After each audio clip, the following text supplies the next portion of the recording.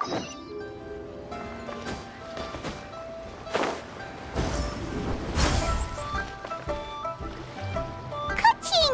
and Charlotte! I never thought she'd see you two together. Nice to see you again, Traveler and Paimon. Oh, we're not interrupting anything, are we? Not at all. I wasn't in the middle of an interview or anything. I was just asking Miss Kuching about purchasing a kite. A kite? Are you buying some regional specialties to bring back to Fontaine? Well, yes. And... It seems you haven't heard yet. The theme of this year's Lantern Rite is kites. Oh, so that's why Paimon has seen so many floating in the sky. Liyue Harbor is always changing, so it is only fitting that Lantern Rite should change in turn. The Qixing believes it would benefit Liyue to build on our own cultural foundation by embracing the technologies of other nations.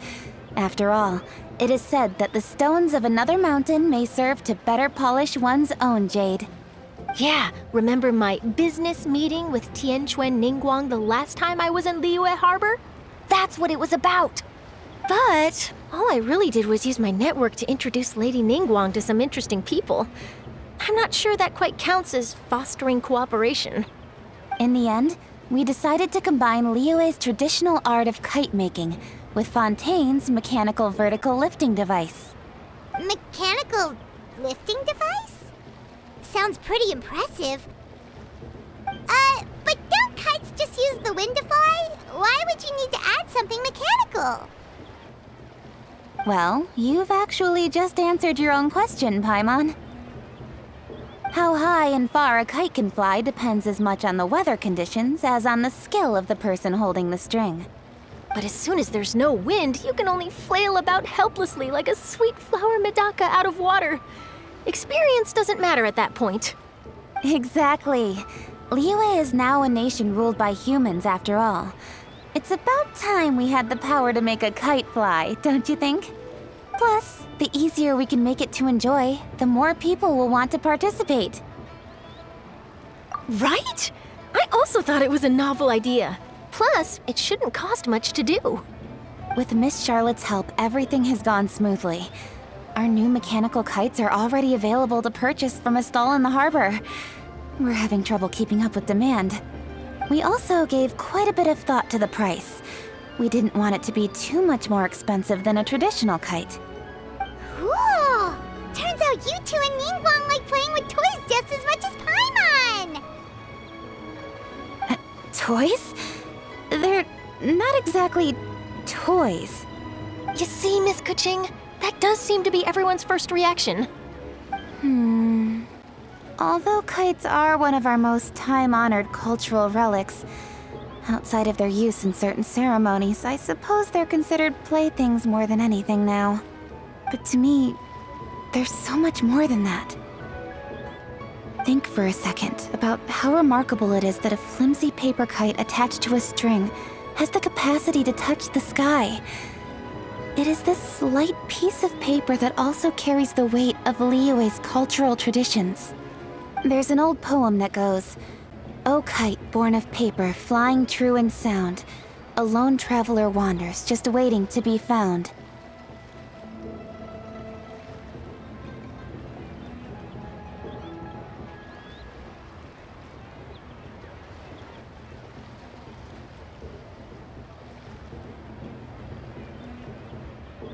In the past, poets from Liyue used kites to symbolize a feeling of longing, or evoke the peacefulness of idyllic rural scenery.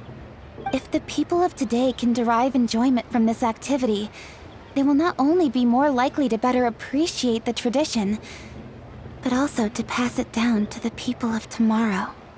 That's the Kuching we know, always thinking 5 steps ahead of anyone else. Well said, Miss Kuching. I've learned quite a bit myself.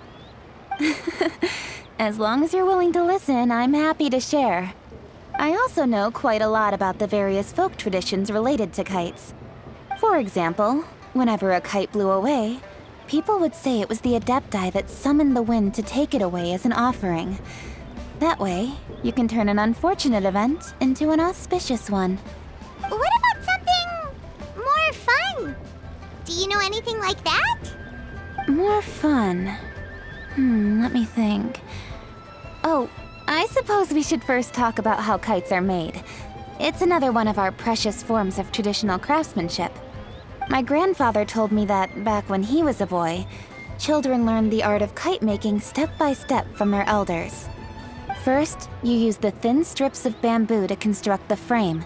Then, you draw a design of your choice on a piece of paper, paste it onto the frame, and tie on the string. Then, you look towards the sky and release the kite to soar among the clouds. Some people write down certain names or desires on their kites, cut the string, and let them fly free. Others may place particular thoughts or meaning into the design itself. Are certain designs associated with certain meanings? I'm gonna jot all of this down. Well, for example, kites in the shape of a butterfly typically symbolize freedom, happiness, or the desire to break free. Fascinating. What else can you tell me? The scissor-tailed swallow is the most classic design. It symbolizes good fortune and joyful tidings.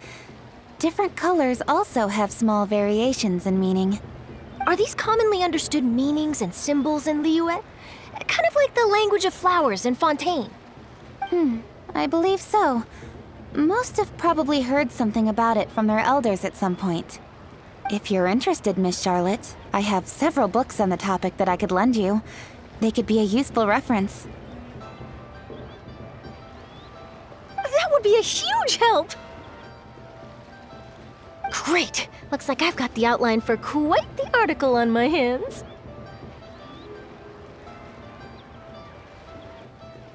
Perfect! We're gonna take a look around. Then I'll show Miss Charlotte to my home for a little while. I almost forgot.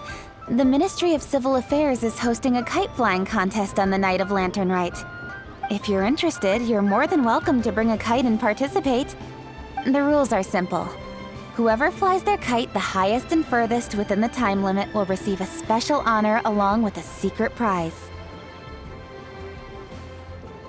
I've already prepared more than enough empty film for the event. I can see the spectacle already. Oh, Paimon was on board the moment you said secret prize. Then I'll look forward to seeing your performance. You bet! See you then!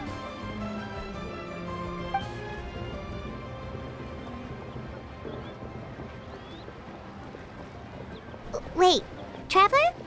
Take a peek to your right. Do you see those two people lurking over there? Is it just Paimon? Or were they staring at us the whole time we were talking to Kuching and Charlotte just now? They seem fishy. Huh. Well, yes, but something's up. Paimon just has a bad feeling. Do you think they could be treasure hoarders? They always seem to be stirring up trouble during Lantern Rite. Oh, Paimon's sick of waiting around for something bad to happen. We should strike first, you know. Foil their plans before they even begin. You go right, Paimon will go left.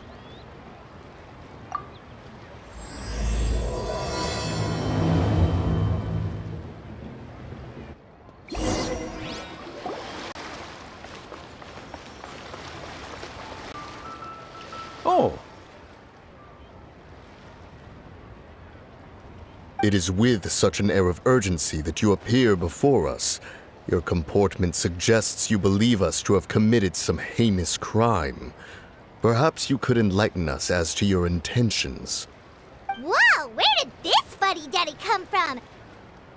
You should be the one doing the enlightening, buddy. Don't think we didn't notice you eavesdropping. One look and we could tell you were up to no good. Tell us everything, starting with your name.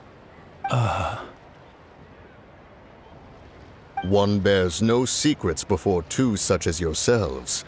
You stand in the presence of the mighty and illuminated Adeptus, Moon Carver. For the purpose of this foray into the mortal realm, however, you may address one as Hojong. You kidding? That deer's got his head stuck so far up in the clouds, there's no way he'd humble himself. You may want to hold your tongue, Paimon. Don't think that Paimon is gonna believe you just because you know her name. Let Paimon guess. You're supposed to be Mountain Shaper, right? Indeed. Mooncarver and myself have descended upon the mortal realm for a visit. The two of you may call me Jiahu. Looks like you did your research. But in our experience, the harder you try to lead us on, the more likely it is that we've got a big fish on our hands. We'll go straight to the Millilith and have you arrested for impersonating a Adepti.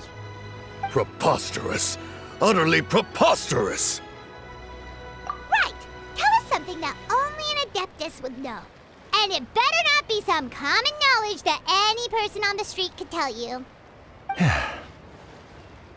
During the last lantern rite, we gathered at Mount Hulao with Rex Lapis and made use of Cloud Retainer's supreme cuisine machine to prepare bamboo shoot soup. Perhaps you have some recollection? The flavor of that soup was more than enough to whet one's appetite. As such, Cloud Retainer assented to my use of the device beyond that singular occasion, providing other recipes to boot. Since then, one has dabbled in the pleasures of the culinary arts whenever time allows. Dabbled?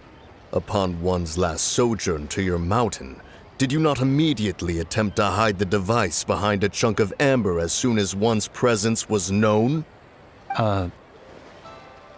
Did one not speak up on your behalf but a moment ago? This is how you choose to repay that kindness? One is simply trying to emphasize the veracity of our claim. That does not mean you should reveal personal matters so readily. They might think one bears no difference from Cloud Retainer. Forget it. One does not have the breath to waste on such petty trifles.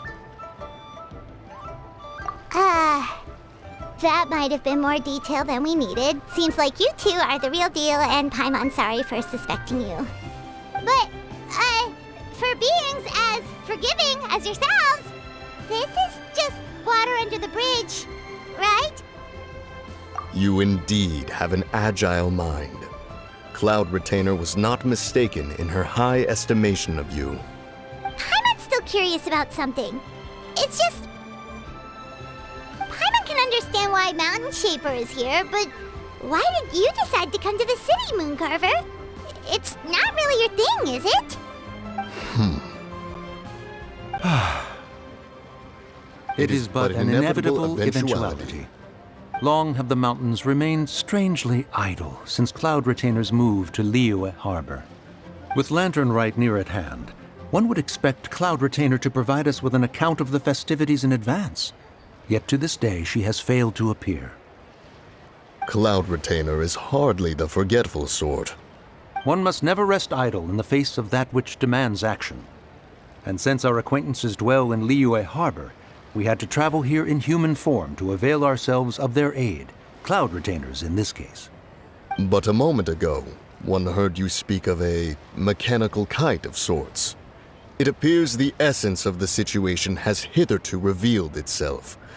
Now it is time for one to retire back to one's abode. So, you're not looking for Cloud Retainer anymore?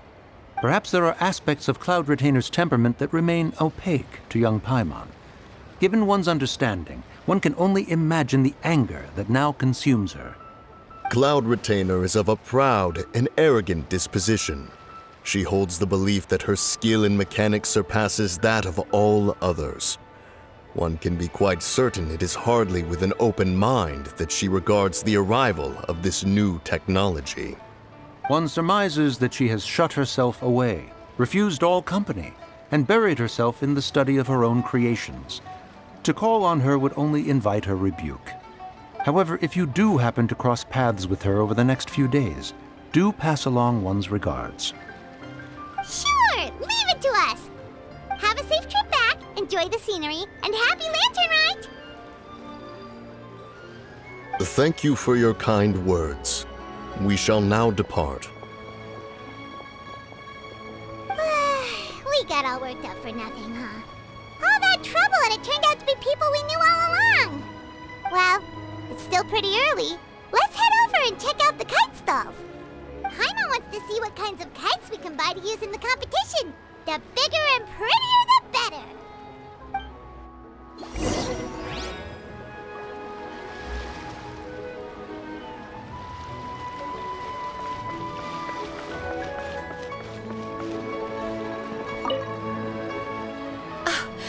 Welcome! Are the two of you looking to buy a kite? Would you like me to go over the different designs? Ooh! A scissor kill swallow! And a butterfly! And oh! This jade chamber design is our newest. It's been selling like crazy over the past 2 days. Does it also have a unique meaning? Of course. The jade chamber symbolizes wealth and abundance. The kite bearing its design is said to bring riches in the future to those who fly it. Oh, now that's Paimon's kind of kite! I apologize for the interruption, but are all your wares in order, Miss Genuine? Yes, they're just over there. The paper, bamboo, and dyes.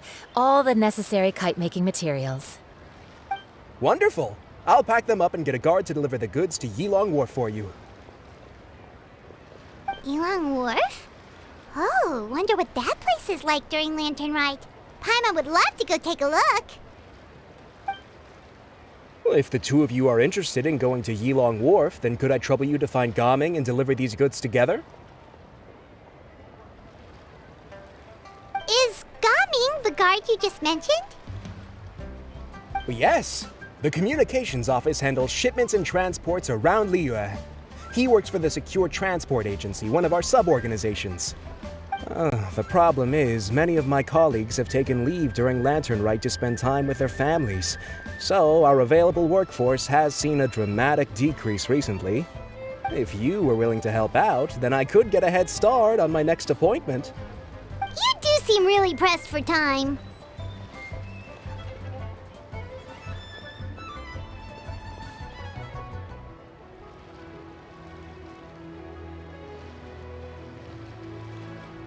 Of course. Hard work deserves ample rewards. Now, at this time of day, Gaming should be somewhere in the vicinity. Just follow the main road until you see the head of a Wushu dance costume. Should be on your right. Be sure to come back if you'd like to buy a kite. I'll even give you a discount.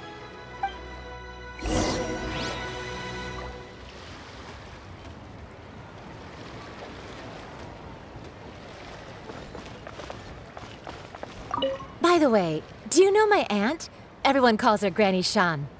I've heard her mention Gaming before. Apparently he's a nice, outgoing fellow and all-around good guy.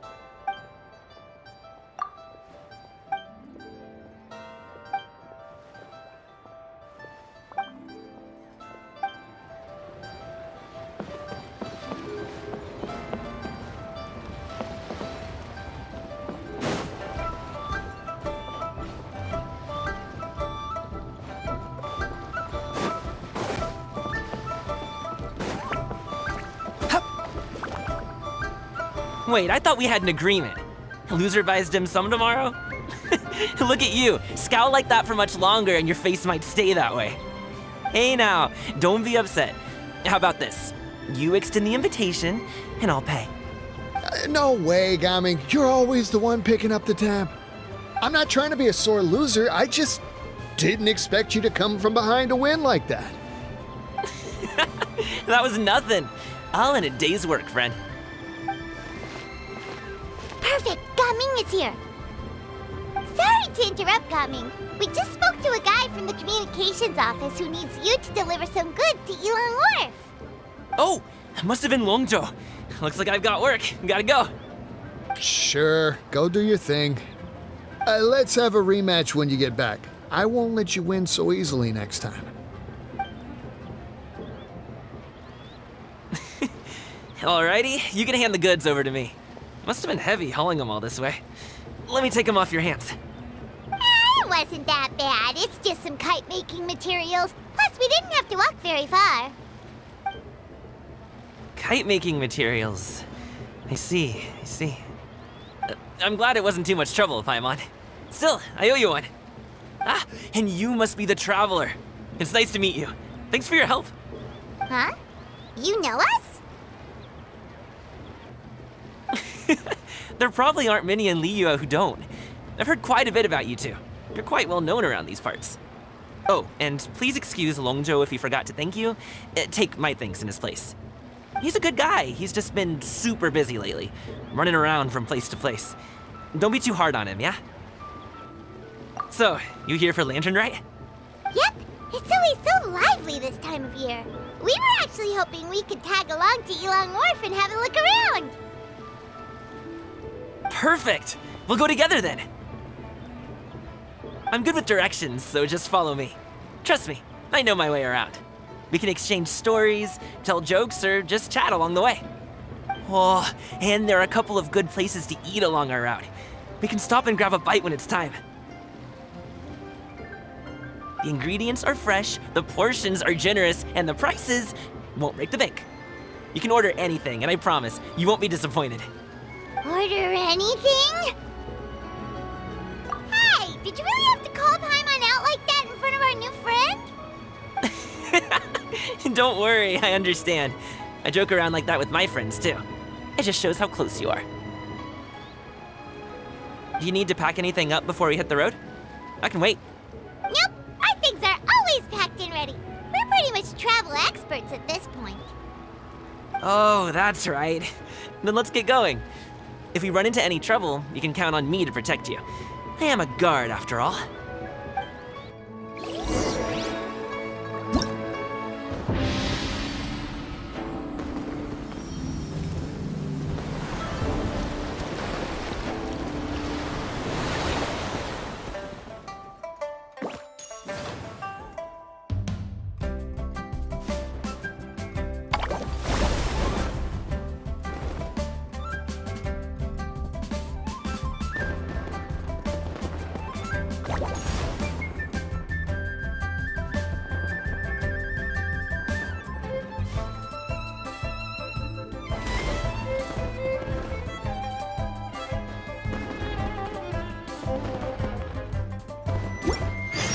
There's no need to exchange pleasantries. It's rather pathetic to force a conversation just to occupy silence.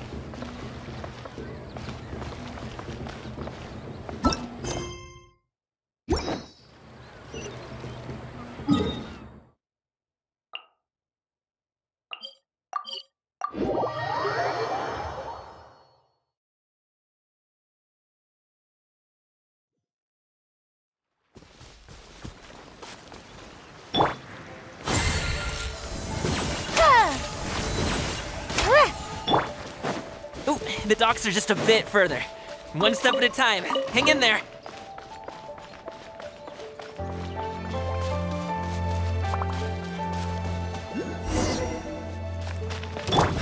Wait! Get behind me. I'll handle this.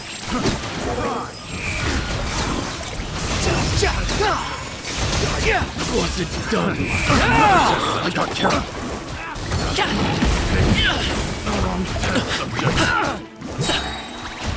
The doctor was singing.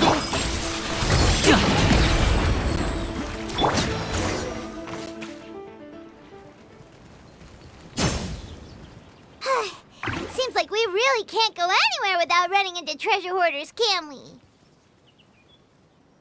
Yeah, it's not uncommon for deliveries to get intercepted. That's why this job needs guards like us. Paimon was impressed by your moves back there. You seem like a real pro at your job. Oh, that's not a skill I learned on the job. It's just a hobby. Have you ever heard of wushu dancing? Really? Wushu dancing is famous in Chunyu Vale. Performers might be invited to promote the opening of a business or to spread good fortune during a holiday season. But I must admit, it has nothing on the popularity of the Liyue Opera.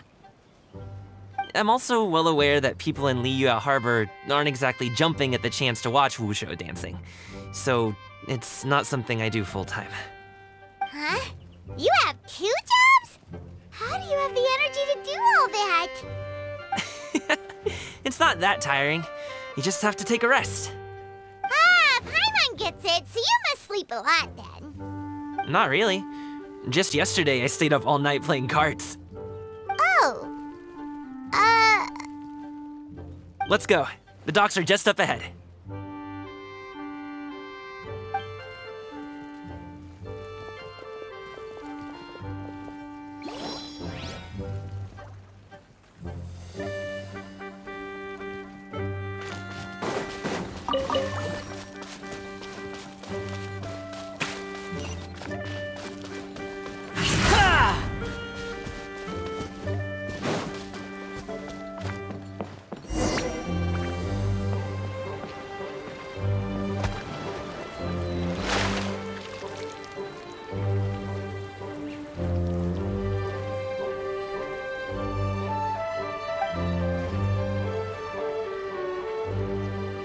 Finally, we can rest. Ooh, Paimon's shoulders are so stiff. And her stomach so empty. Sorry.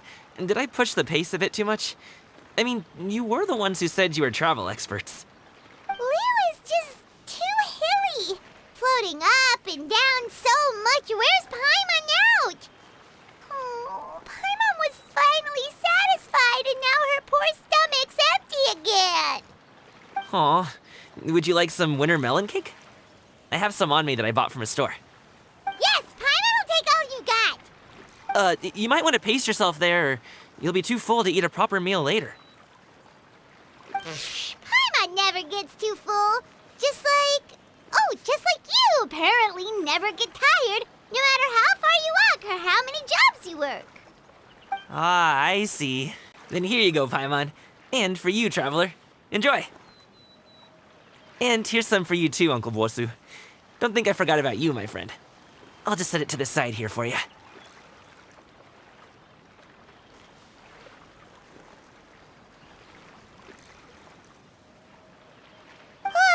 That hit the spot. Paimon thought she was going to starve to death for a minute there. That close of a call, huh? I've been eating winter melon cake ever since I was a kid. You can buy them from all sorts of places, whether it's a small vendor on the side of the road or a big restaurant in the city. But each place produces cakes with a slightly different flavor. If you like these ones, I can give you the address of the shop I bought them from. I'll just have to check when we get back. Oh, all my jabbering must be making it difficult for you to enjoy the scenery in peace, huh? Don't be afraid to tell me to zip it for a little while, okay? Really, I won't be offended. It's okay. Paimon is kind of enjoying listening to your chitter-chatter. Aw, a fed Paimon is a happy Paimon, huh?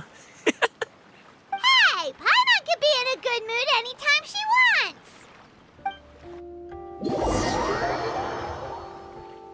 Need some fresh bamboo for this.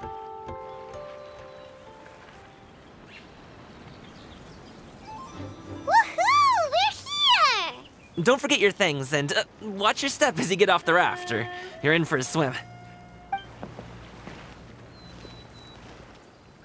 Thanks for the ride, Uncle Bosu. You take care of yourself now. I'll see you some other time. Okay, follow me. This way is fastest. We'll have to take the elevator up to the secure transport agency.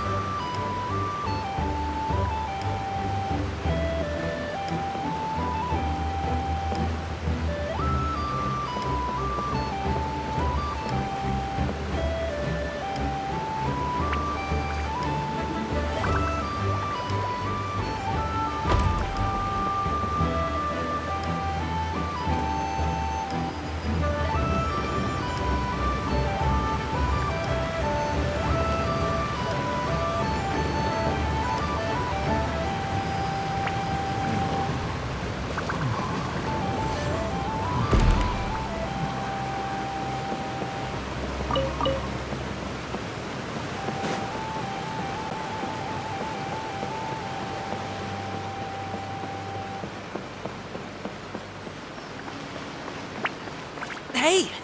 Slow down. I'm begging ya. What is it? No one's gonna try any funny business when the street is this packed, right?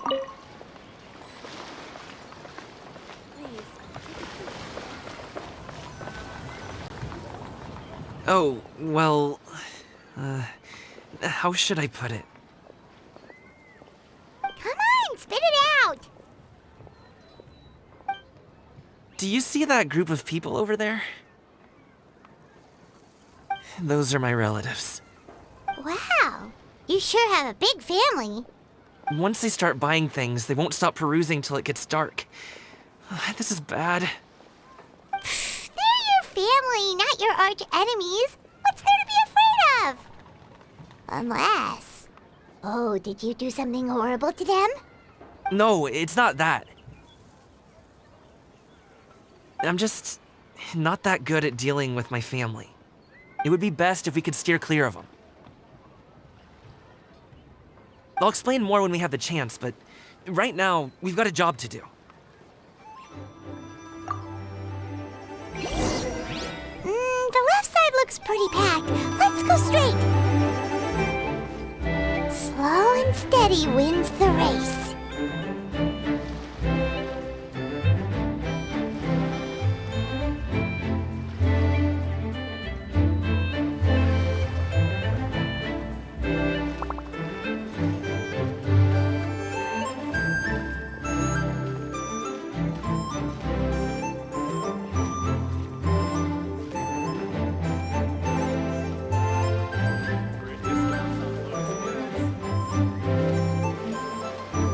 Let's wait here for a second. Maybe my aunt will leave.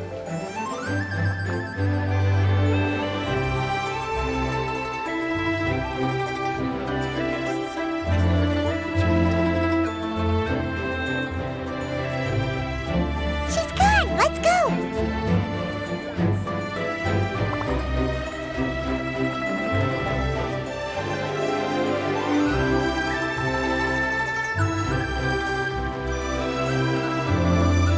Turn left. Run!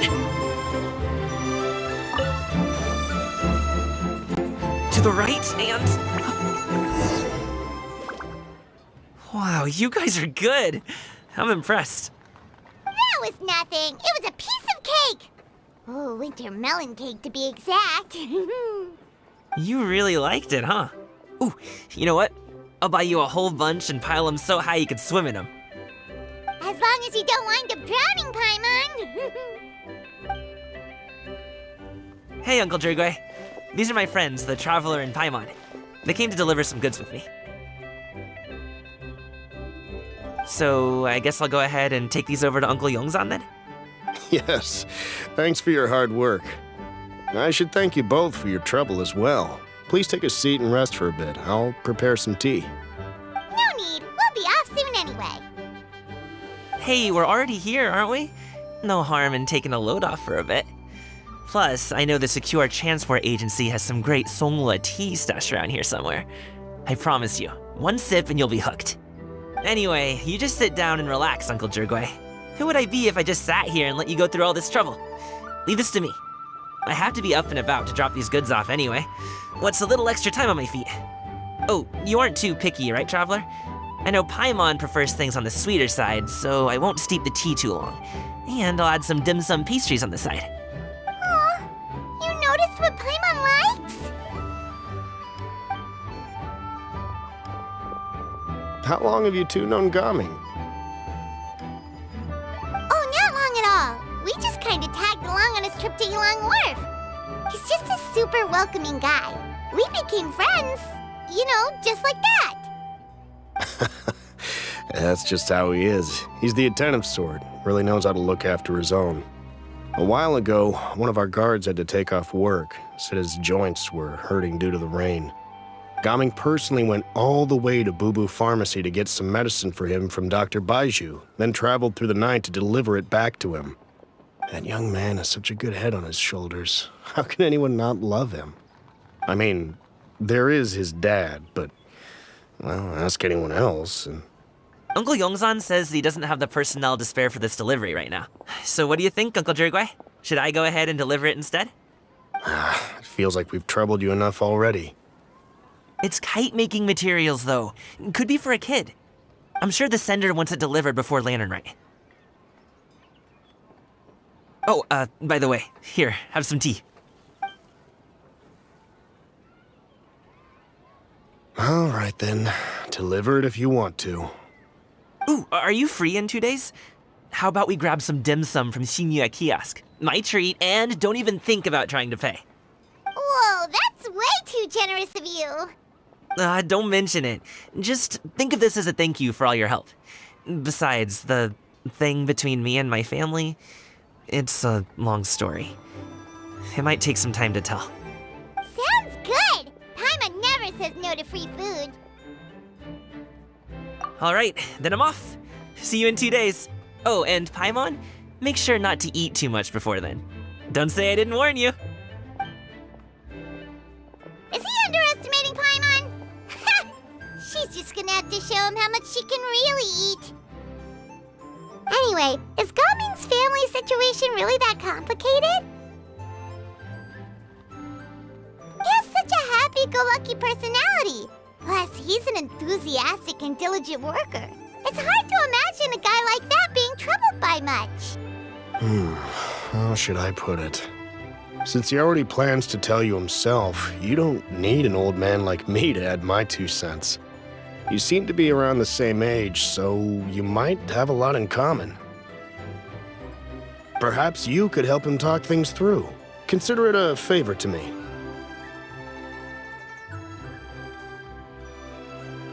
If you have the time, maybe you can make a little flag for us to wave about. It can say, "We provide aid in spades." Couldn't hurt to advertise our services, right? Well, I can certainly arrange that. Is there anything else you wanted to say? Wait, seriously? Paimon was just joking, but if you're going to get us something, she'd much rather have wintermelon cake instead. Seems like Gaming really has rubbed off on you.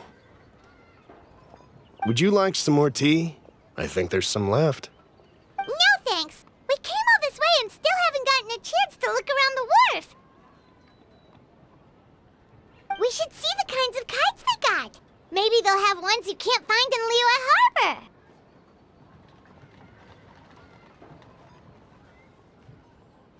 All right then. Please do let me know if you'd like more tea. You're welcome to stay as long as you like.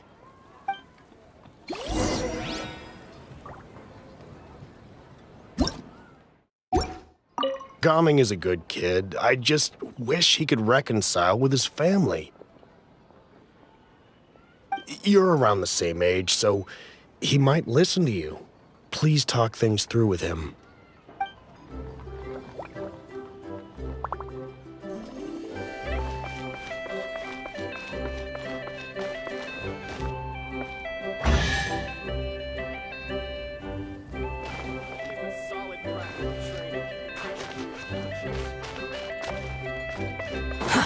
Too slow.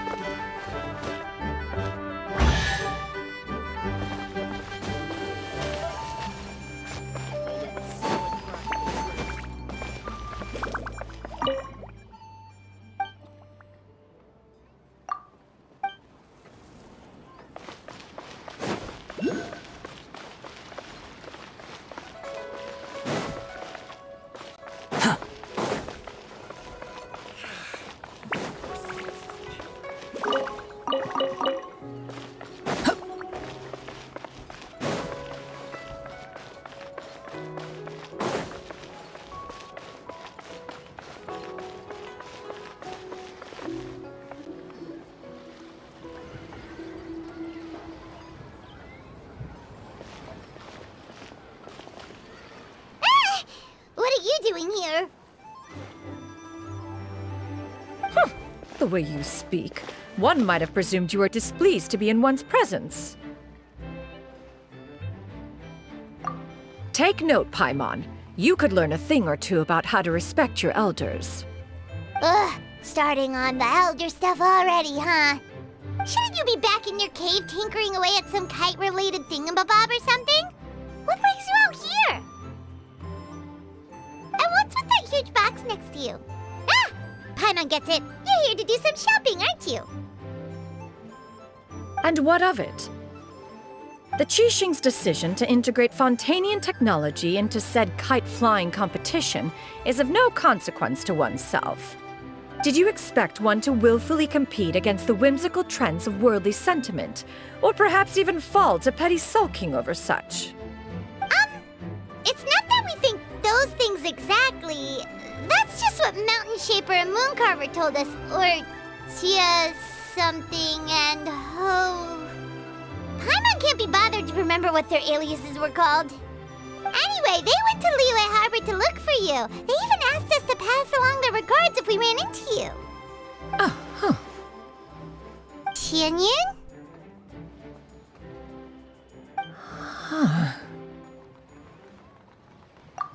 It appears time has quite flown since one's arrival in Liyue Harbor.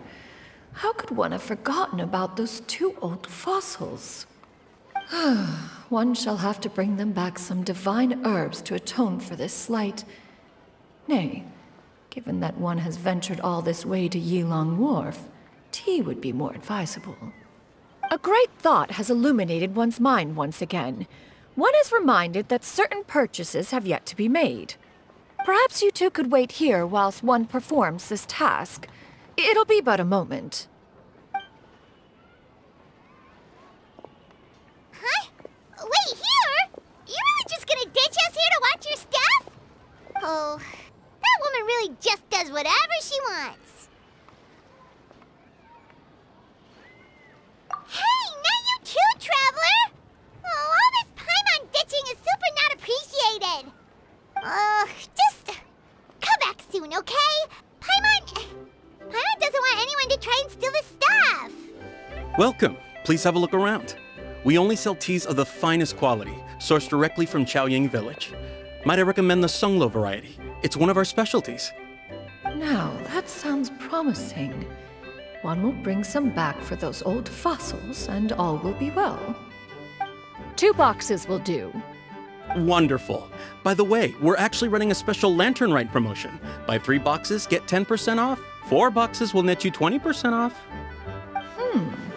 20% off 4 boxes. This merchant strikes a fair bargain. One might as well give some to Morax and Ping, too. Then 4 shall suffice. I see. Are you intending to give these as gifts?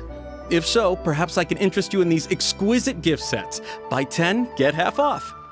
Look at the magnificent design, and the red ribbon gives quite the festive flair, don't you think? Such a gift would be sure to impress any lucky friend or family member. 10 boxes. Seems rather excessive. But if one factors in the Conqueror of Demons and one's disciples... 10! Nice round number, don't you think? Of course you do. I'll even shave a little extra off the price for you. That is agreeable. One will... I will have these boxed up then. Of course, right away. I see you have quite the eye for fine items, mademoiselle. Perhaps some of my wares might also be of interest to you. I'm a toy merchant from Fontaine. You'll get nothing but the finest and most intricate clockwork toys Mora can buy here. Each one sure to be a source of endless amusement.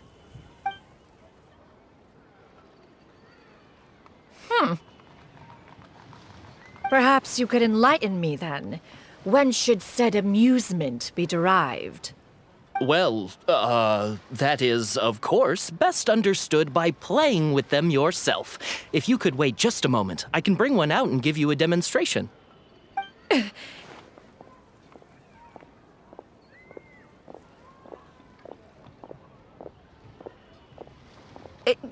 There is no need for that. Mademoiselle.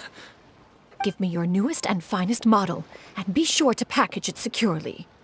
Ah, of course. Here you go. The instruction manual is... I can do without, thank you.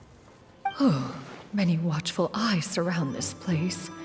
If one were to be spotted purchasing a mechanical toy such as this, a child's plaything no less, it would only invite scandal. There is no harm in bringing it back to study in secret.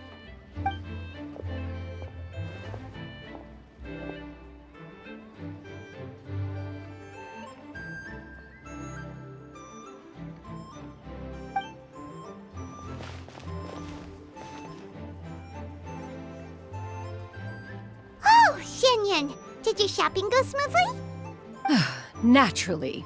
One may not delight in social interactions, but that does not mean one lacks said faculties.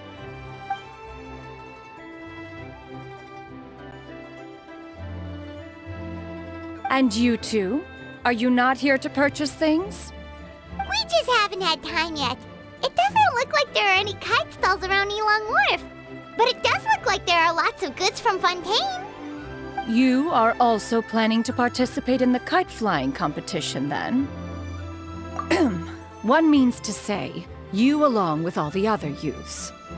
One has been entreated to share one's kite-making expertise, and indeed, there was little one could do about such persistent supplication.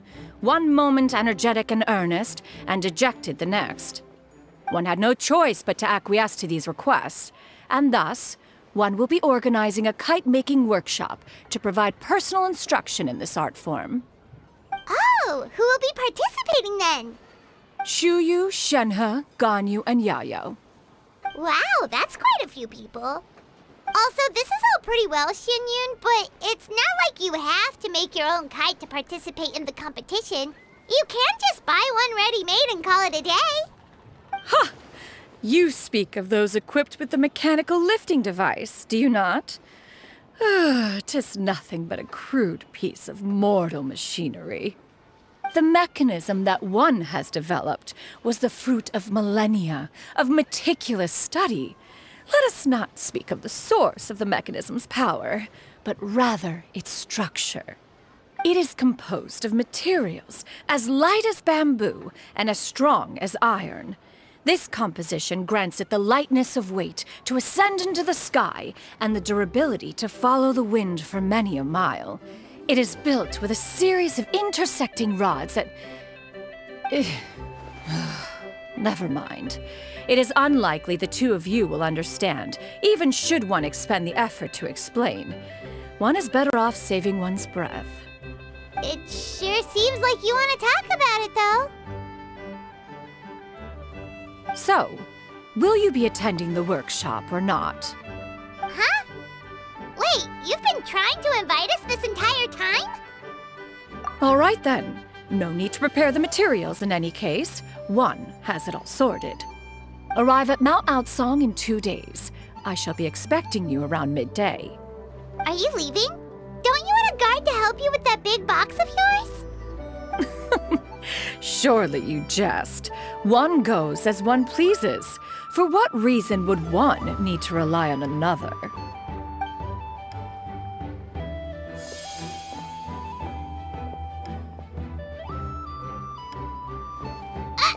It can float? What kind of invention is that? One calls it the floating toting device.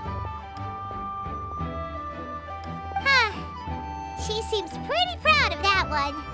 Look at her walk down the street. She seems so confident, but everyone around her is looking at her all funny. Paimon wonders... never mind. But anyway, that box of hers seems to be full of those mechanical lifty thingamabobs. Not that Paimon was peeking or anything. She just, got a bit unsteady for a second and accidentally brushed the embroidery on top. And wouldn't you know it, all the stuff inside almost came bursting out. Paimon even went out of her way to keep it all together.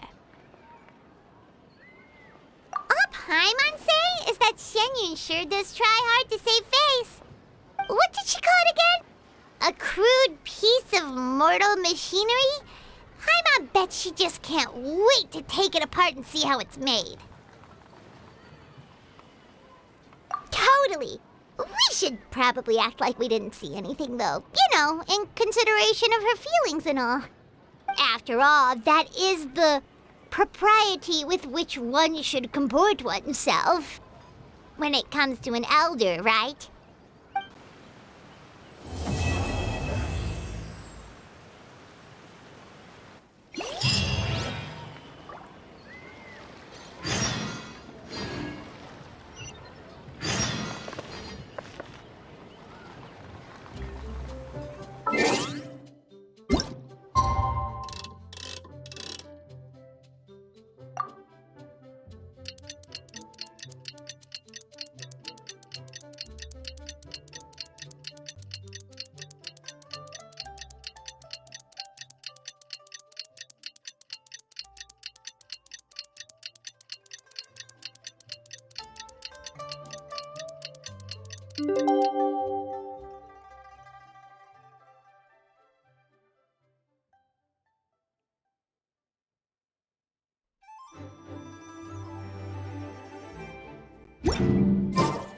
I've never had dim sum at Shinue Kiosk before, but it should be quite the feast for sure.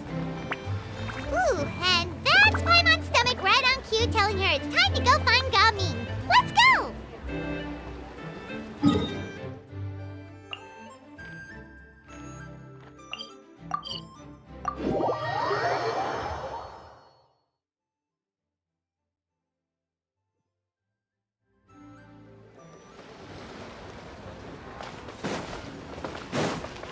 Quit following me.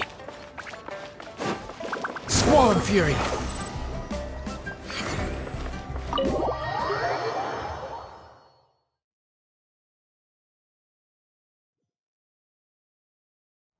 Oh, you're here early.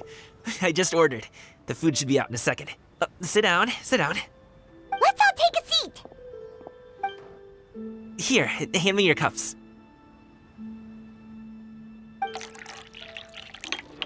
Oh, thank you! Wait, you weren't supposed to drink that, Paimon. That was for you to rinse your utensils. That's a thing?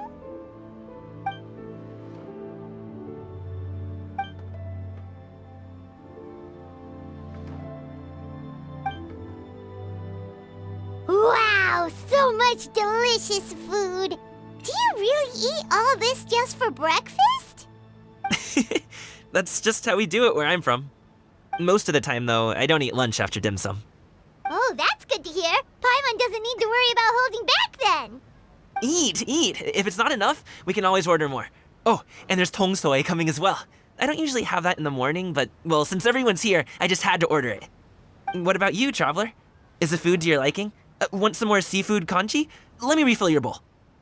Paimon's gonna take you up on that. Fill it up nice and full and make sure she gets a few extra shrimp. Thanks!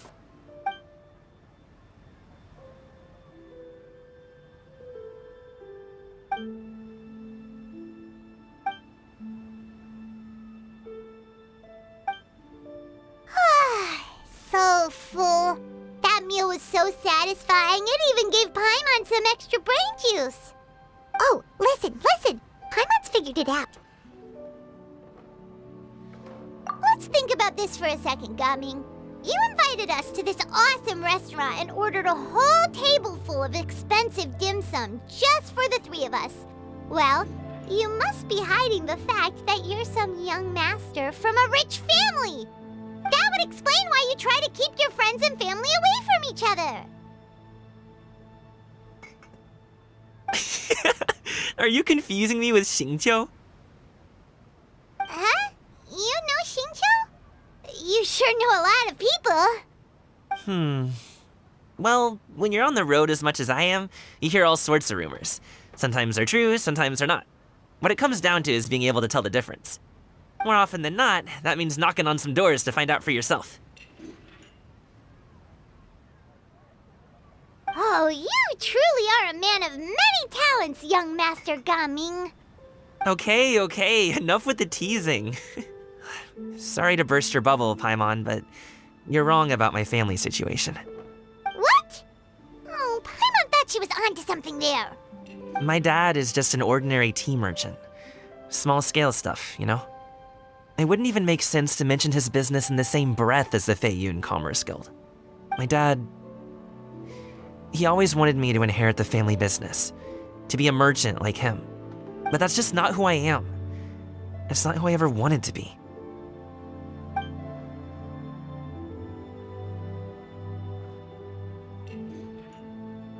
Have you ever talked to him about it?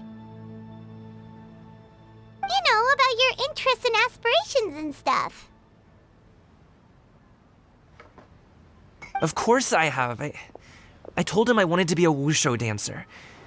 That I wanted all of Tevat to see what I could do. According to my dad, though, that wasn't a real job. Just a child's pipe dream. Oh, that's terrible. I'm sure he thought I would come around eventually, but wushu dancing has always been the only thing I wanted to do. One day, he tried to get me to visit some other tea merchants to start building the right relationships, but I refused to go. We got into a huge fight. We were this close to throwing hands. In the end, I was so angry that I ran away from home. I haven't been back since. Don't get on my case just yet, okay? It's not like I think I'm completely without fault. No, I know that it wasn't the right way to go about things. But my dad's stubborn. No matter how hard I tried to convince him, it just went in one ear and out the other. There was no changing his mind. I knew talking would only get me so far, but if I made it big in Liyue Harbor, the results could speak for themselves. Coming. But I'm sure you both already know how that's going. Wushu dancing's just not that big in Liyue Harbor. In the past, I would go door to door from store to store, asking if they would be interested in hiring a performer. Most times, I wound up eating nothing but humble pie. And you can't just rely on dreams to put food on the table, right?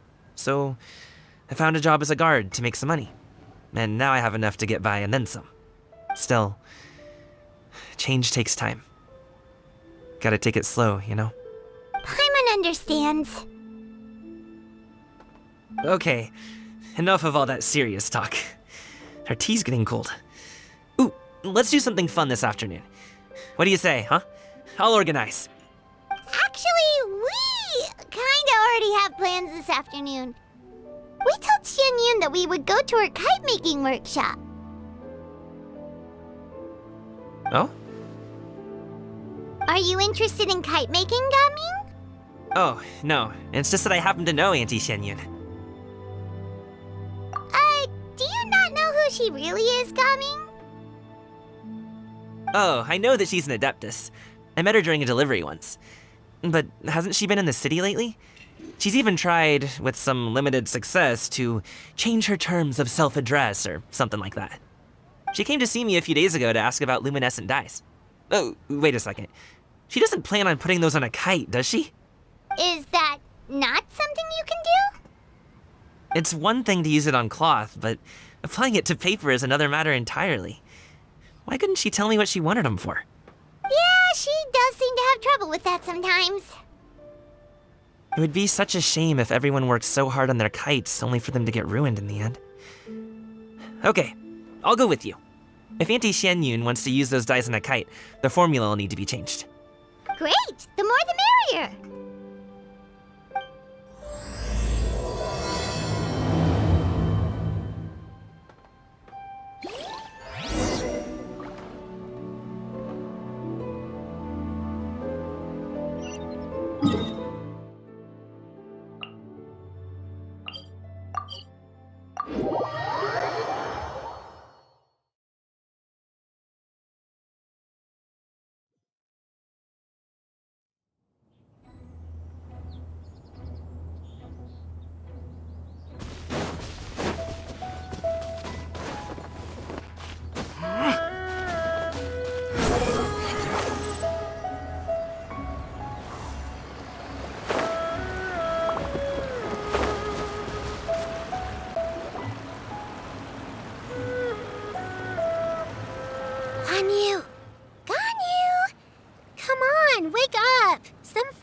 arrived.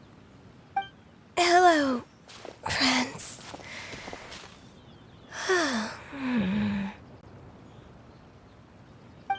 Ganyu! Oh, I have some mint oil. Perhaps we should try that. A guest at Wanmin Restaurant recommended it to me.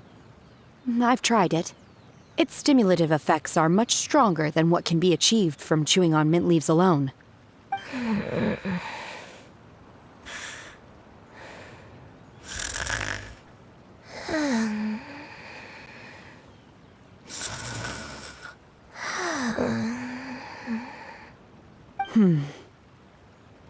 Apologies in advance. Wait! Shenhe? Not there!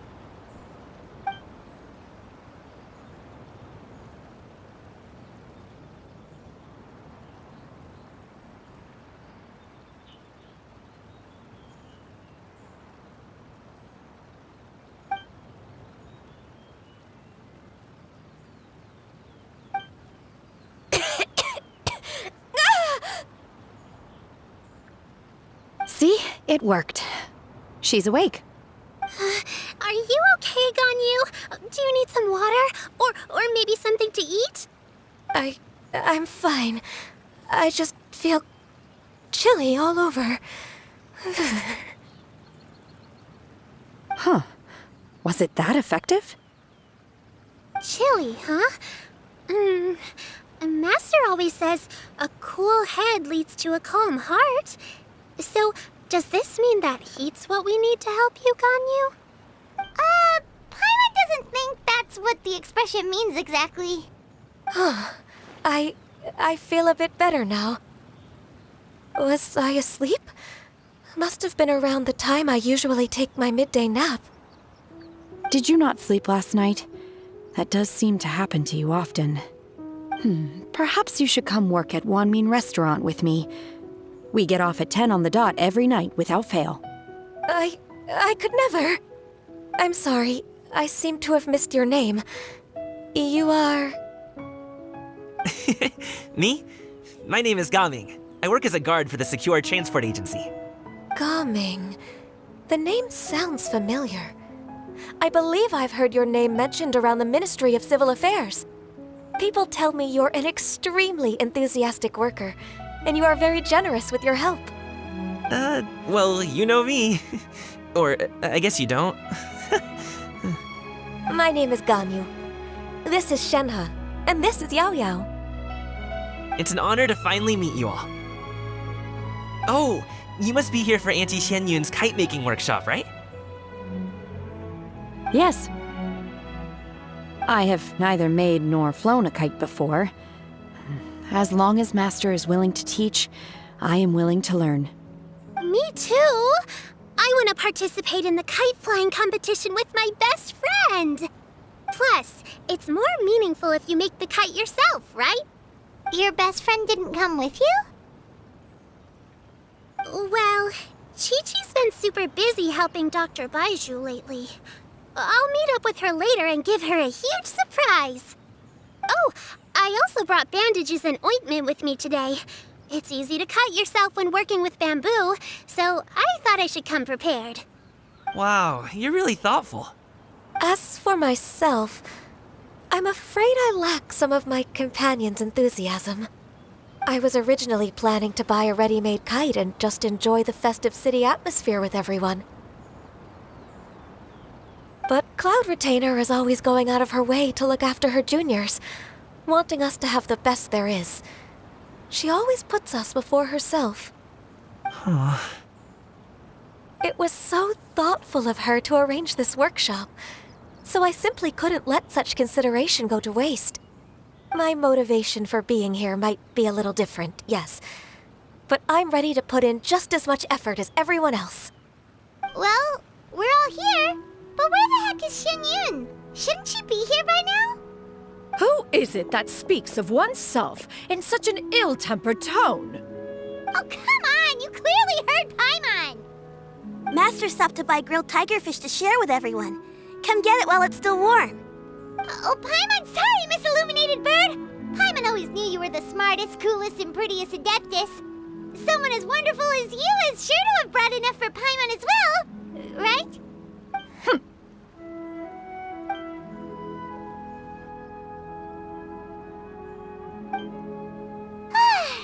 So delicious. Paimon's life is complete. It appears that we've ended up with quite a few participants indeed. Go ahead and divide yourselves into small groups. The materials are over here. The regular dyes and luminescent ones have been clearly marked. Use them as you see fit. As for how to make the kite, one assumes you all made sure to listen to the instructions one provided while we were eating. Yes? Are there any questions? Paimon may have focused a little too hard on the eating and less on the listening. Paimon knew she could count on you, Traveler. One will wait under this tree and avail oneself of the cool air while one digests. Do not hesitate to seek one's company if you have any trouble, questions, or simply want to chat. We're not in any hurry to get started. Why don't we go see what the others are up to?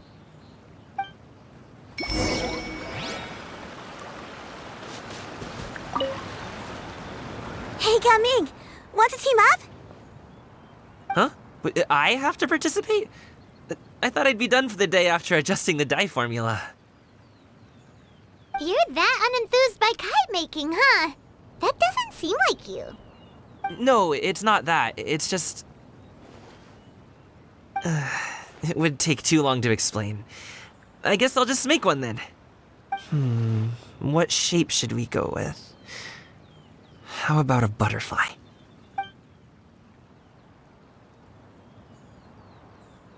What do you think, Shuyu? Is there a particular design you want? I want a swanee! That might be a little hard to pull off. True, but I still want to try. They're super cute. Okay, it's decided then.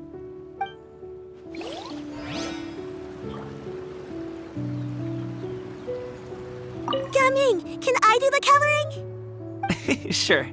I'll go ahead and make the frame for you.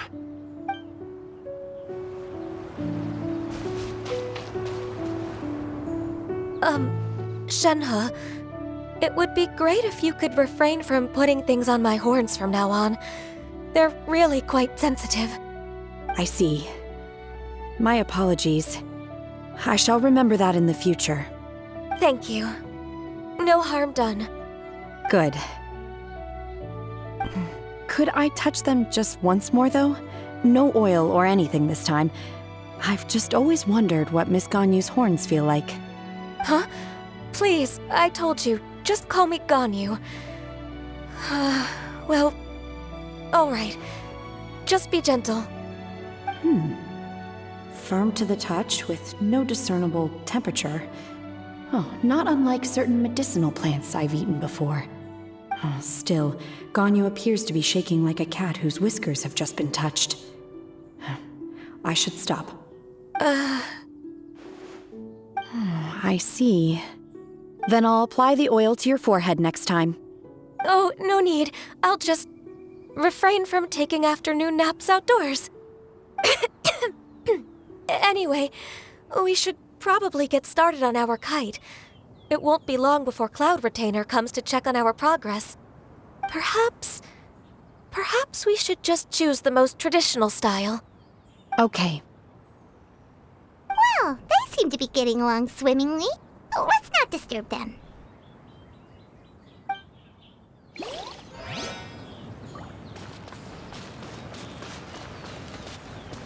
The scissor-tailed swallow sure takes a lot of curved bamboo rods to build. Ugh. It broke.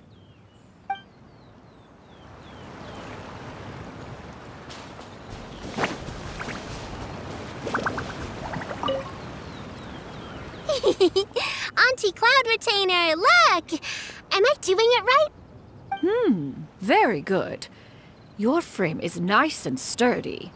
This design, is it a finch? Yep. One is looking forward to seeing your finished product. What color are you going to make it, Yao Yao? I haven't decided yet. If I make it blue, it'll be more like my friend. But if I make it gold, it'll be more like me. If you are asking for one's own opinion, one would advise choosing gold. When giving a gift, the key consideration is the recipient's feelings, is it not? One imagines your friend would much prefer a kite that reminds them of you. Oh, hey, I never told you the kite was for Chi-Chi. How did you know? With age comes wisdom, child. One simply has a way of knowing things. Oh, cool! Thanks, Auntie Cloud Retainer. I'm gonna start painting it gold right now. Good. One will watch. You two seem strangely unoccupied. One was under the impression that one was supposed to be doing the relaxing. Is your kite finished? We actually haven't started yet, but we're going to start, right now. We should get started on our kite now. Let's go.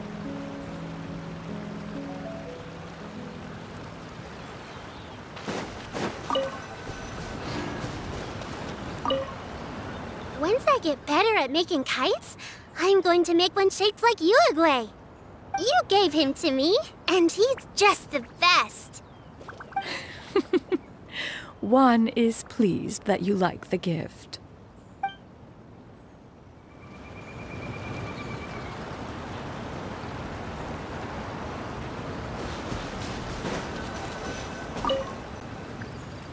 First, we have to decide on the shape. Hey, what are you laughing at? Oh, that's not a completely crazy idea. If nothing else, a Paimon-shaped kite could at least make sure you never get lost on your travels and always find the tastiest food and funnest things to do wherever you go. Maybe we're not exercising enough artistic license. Ooh, we should exaggerate this a bit. How about this? The word Paimon means the guardian angel of travelers.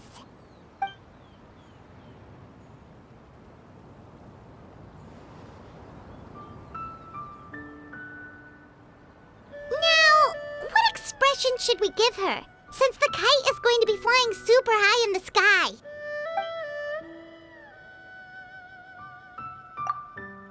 It's too high! Someone save Paimon! She's about to faint! Like that?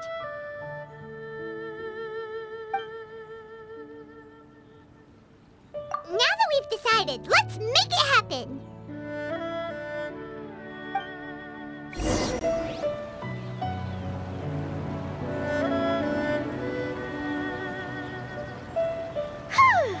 It's done!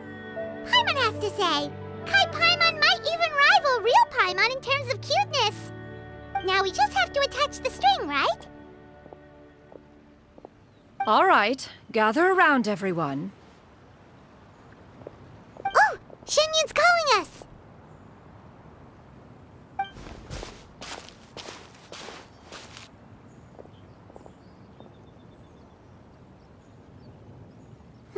Let one take a look.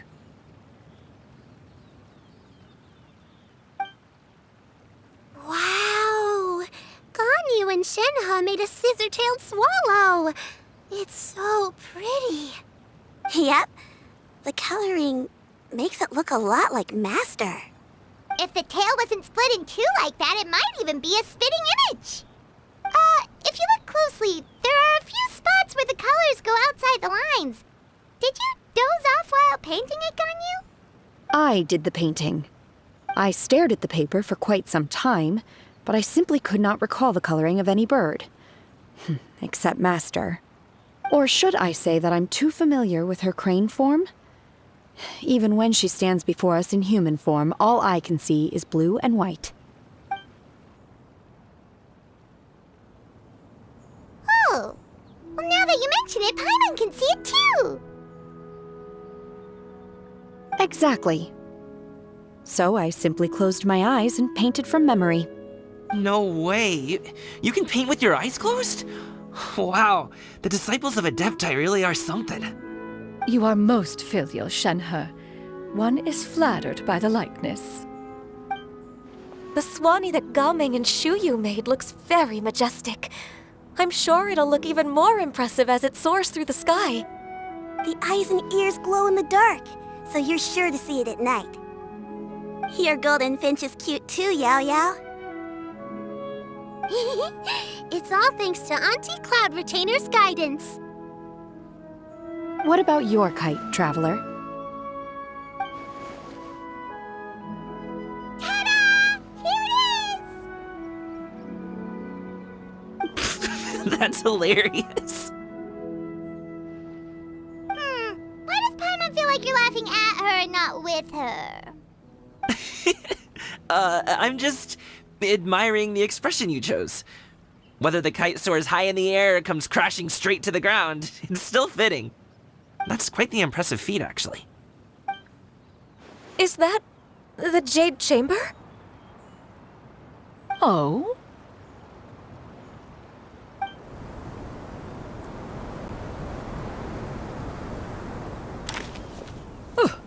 Who dares attempt such a flagrant display of impropriety by releasing a kite into one's territory without one's permission? Oh, and to do so by making use of this crude piece of mortal machinery. One simply must know who it is that possesses such impertinence. Continue attaching the strings, everyone. One will be but a moment. Cloud Retainer? Traveler, Paimon, could I trouble you to go after Cloud Retainer? Master's going to be okay, right? I'm more worried about the person who released the kite. There's wind up ahead! Looks like we can glide over!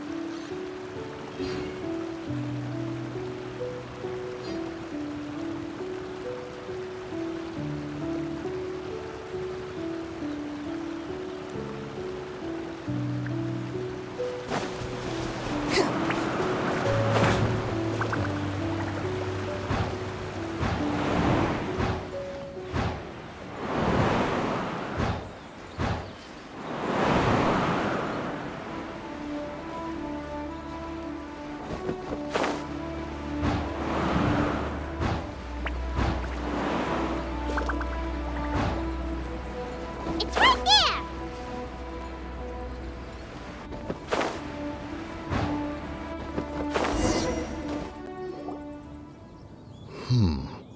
This Fontanian device of mechanical motion is quite curious indeed. Now is hardly an opportune time for your musings.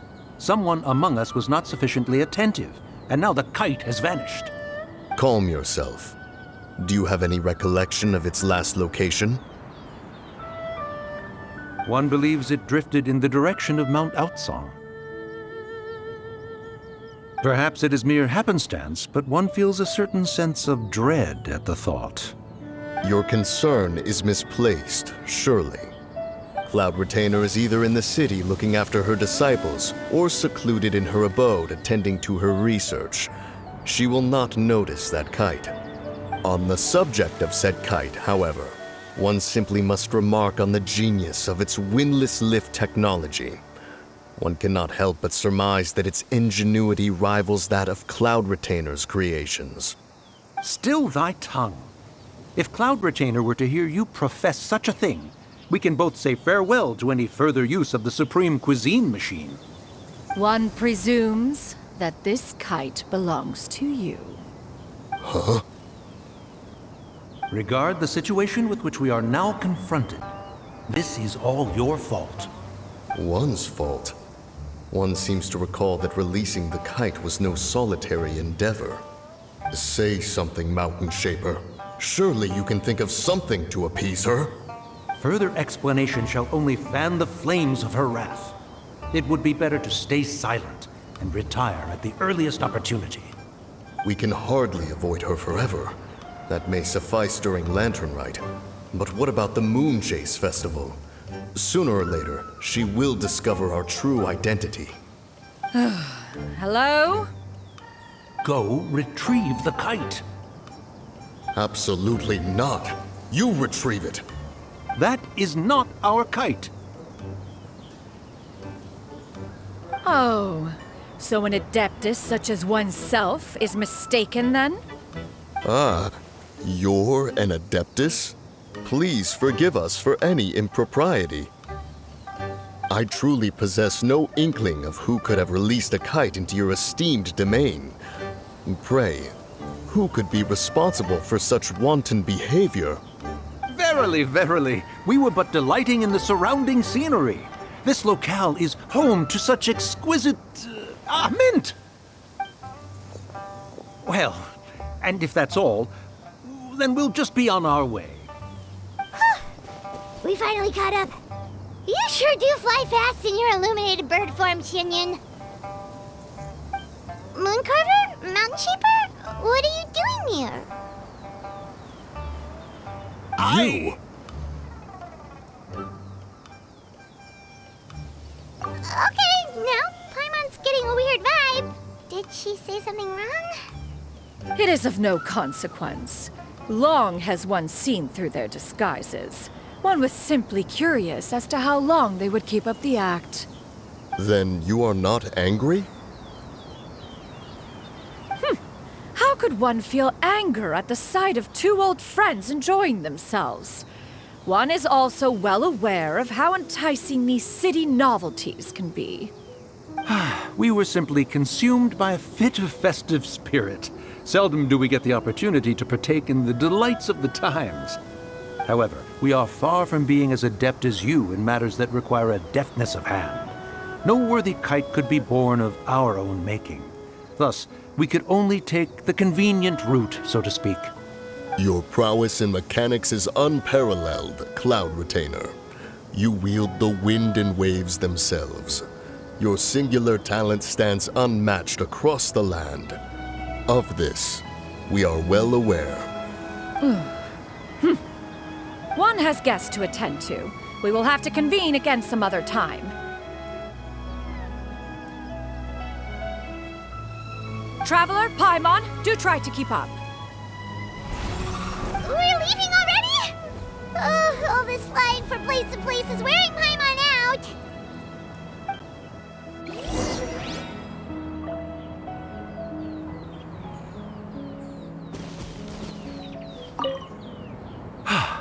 It seems that one's concern was misplaced after all. Then, should we continue flying the kite? A splendid suggestion, but it would be advisable to change locations. Perhaps your mountain would suffice? It is more than spacious enough. A fine idea. A fine idea indeed.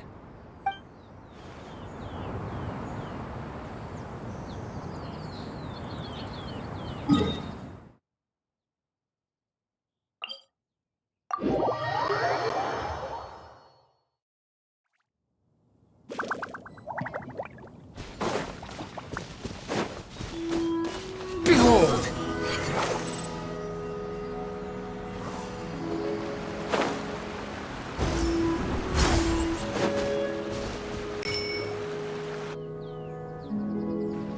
They're back.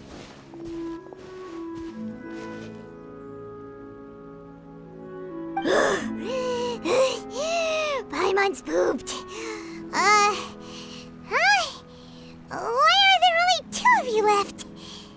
After you left, Yao Yao and Shu Yu tired themselves out playing with their kites. Gao Ming offered to escort them home. Before he left, he said something that I don't quite understand. Oh? What did he say? He said, a kite is always tied down no matter how far it flies or how high it soars. Its tether prevents it from ever truly flying free. He looked quite dejected as he said this. Now that you mention it, Gao Ming did seem to have a rather strange attitude towards kites. A reflection of himself. If I were a kite, I would cherish that tether as a symbol of kinship and the bonds that tie us and... Shenhe? It may be an exceedingly slim and distant connection, but lose it. And you lose that which links you to home. If Gaming truly sees a kite as a reflection of himself, then I fear I understand his words even less.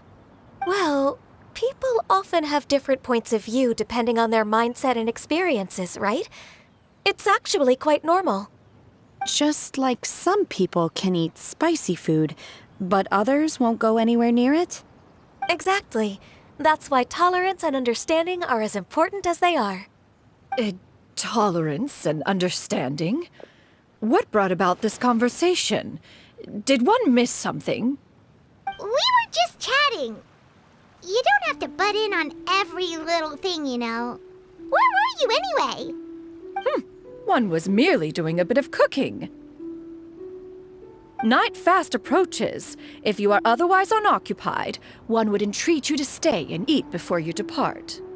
Oh, it's been so long since I've had the chance to enjoy your cooking, Cloud Retainer. Worry not. One has prepared a variety of meat and vegetable dishes. One is more than familiar with everyone's culinary proclivities. Shenhe, Ganyu, come with me. Whoa, what's with all the secrecy? You're not trying to play favorites, are you? If you're ready to serve the food, we can help too.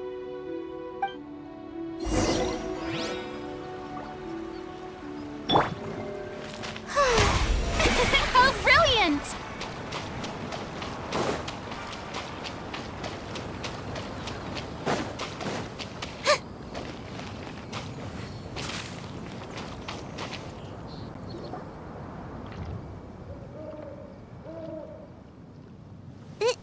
This is...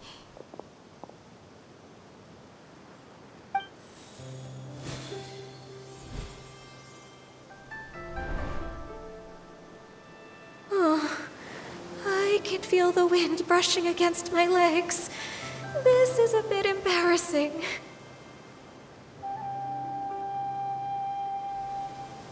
Is the headpiece secure? I should have asked Cloud Retainer to check before I stepped outside.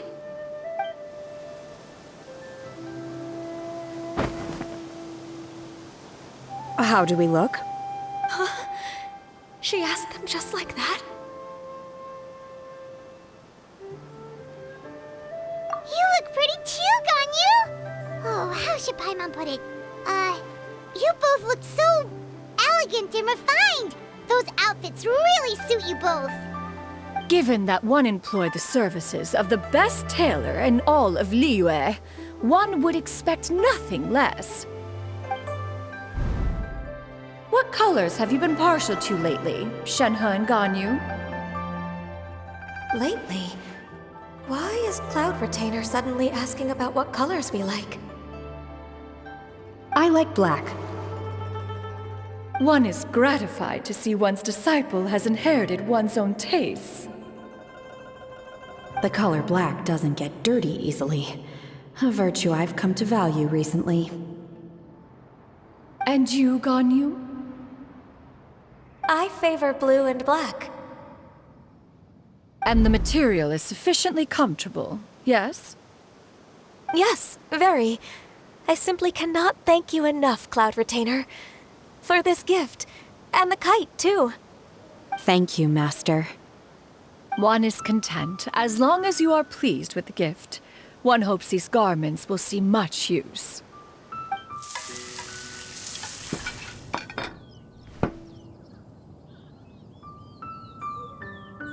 Seems like your supreme cuisine machine is just getting better and better, Xianyun! This golden crab's particularly good. The shell's deliciously crunchy, and the meat inside is so succulent and sweet! Paimon can't stop eating. It's a good thing Gaming isn't here, or Paimon would have to duel him for the food. You know, with chopsticks. He traveled all this way on account of the kite-making workshop, and he spent the whole afternoon looking after Shuyu. One was hoping to treat him to a meal. Oh well. One will just have to extend one's thanks in person. It's rare for someone to make such a good impression on you, Cloud Retainer. One has high standards. He appears to be a young man of much merit, and one is not the type who would see such potential squandered. It appears that he wishes to break free from the kite string that tethers him. Kite string? Huh, what strange metaphors you speak in, Shenhe. Ever since you returned from one mean restaurant, your turns of phrase render one at quite the loss. Where do we even begin? Oh, do you know about the conflict between Gaming and his dad, Xinyan? One has only heard that the two are not on good terms. He ran away from home and hasn't been back since. Oh? Ran away, you say? Oh. One believes we would all benefit from a more thorough retelling. Start from the beginning. Oh, okay. Paimon just hopes he won't mind. What? This shall not do. Lantern Rite fast approaches. We must make haste. As one was contacting various tailors around Liyue, one could not help but be reminded of Menogius. He possessed a singular talent for clothing design. He had an exquisite eye, not just for fabric selection and color pairing, but also for what accessories could best accentuate a garment's overall styling. At a gathering of Adepti, Bonanis once complained in secret to some of the ladies in attendance that the skirt Menogius made for her was too long and impractical, lamenting that it would only hinder her in battle. However, when one asked Menogius his opinion, he remarked that the train of the skirt would serve to enhance her adeptal countenance by exemplifying a certain elegance. Menogius was that type of person. When it came to topics relating to garments and accessories, not even Rex Lapis could best his stubbornness. And later... one seems to have strayed off topic. One means to say that Lantern Rite should be a day of reunion. It is a time to address problems before they turn into regrets. Fate is fickle. The cruel reality of this world is that suffering and misfortune can befall any of us without design or reason. If there is a chance for young people to remain insulated from this reality, one should do one's utmost to make it so. That's nice and all, but... Do you have any ideas, Cloud Retainer? Perhaps adeptal arts could be of use. No. Mechanics, perhaps. One fails to see its use in a situation such as this. Is there anything I can do to help? Combining our efforts is a fine idea indeed. Aha! One has an idea. How about this? Does that make sense to everyone? Yep. Oh, Paimon really hopes this works. One's designs never fail. Now then, I counsel rest for all, and to make the necessary preparations. One shall see you in 2 days.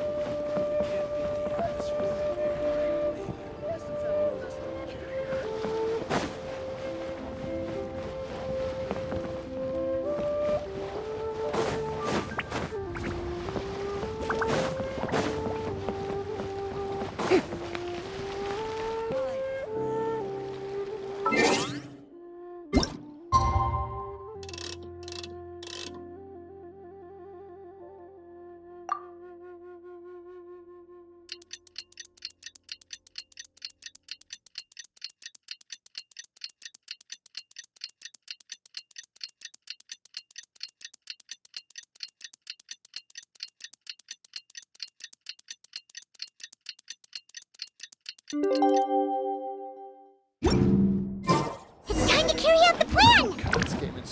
Let's go find Gaming! Hope everything goes well.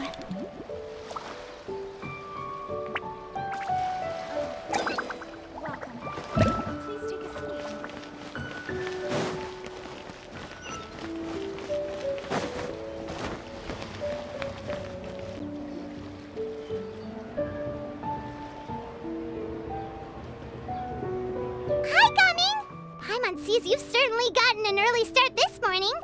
Playing games already, are we? Who won this time? You the one buying dim sum again? Hey, when you put it like that, it makes it sound like I'm always the one losing.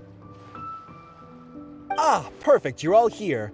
There's an important commission I need your help with. Alright, I've got the time. Where are the goods? Well, it's not just goods this time. I need you to escort a tea merchant and their wares from Chaoying Village to Liyue Harbor. A very important client has requested to meet with him. Sure. What's this merchant's address? Here. If the client's that important, then this must be a very crucial, very pressing commission, right? Of course, the sooner you complete it, the better. I would advise you to depart as soon as possible. Alright, don't work too hard now, Longzhou. We'll set off then.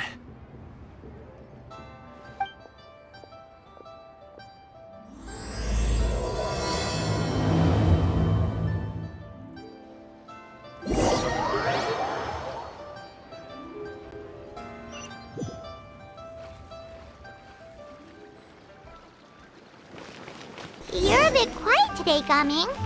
Oh, do you want Paimon to tell a story? We're almost there. I'll take a rain check on that.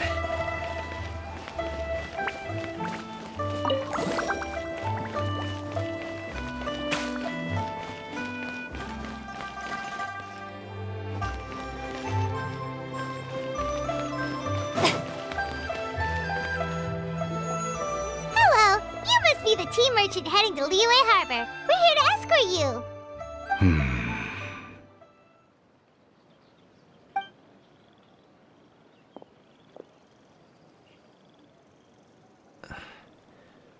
Dad? Oh, so you're Gaming's father. It's nice to meet you. Just leave this delivery to him. Trust Paimon, he's got this in the bag. Gaming is super good at what he does. Everyone at the Secure Transport Agency says as much. Even the Ministry of Civil Affairs has nothing but good things to say about him. Seems like you've made some sort of name for yourself at least.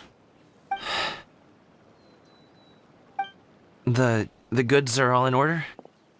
Yes, they're all here. Then let's get going.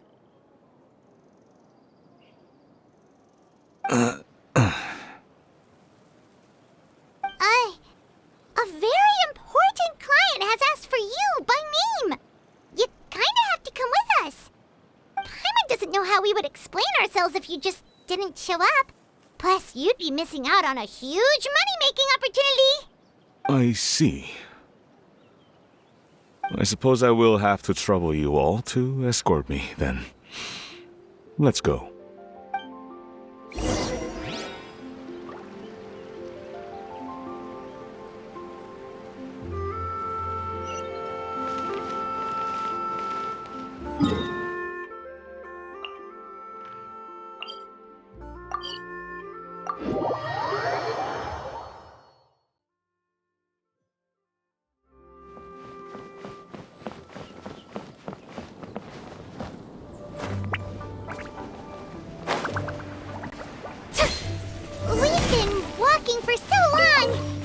Anyone tired? How about we stop and rest for a bit?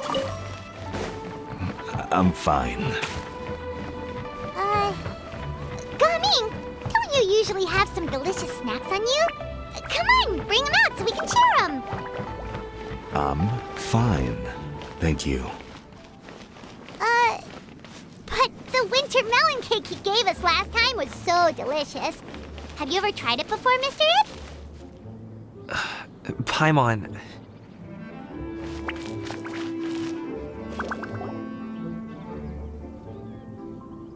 This place looks nice and open. Why don't you all rest here for a second? Huh?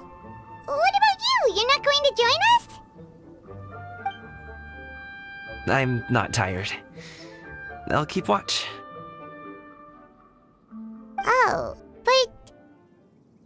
Just let him go.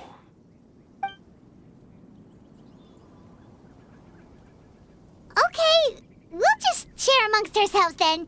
Did you know, Uncle Ip, that the flavor of these cakes changes depending on... Halt!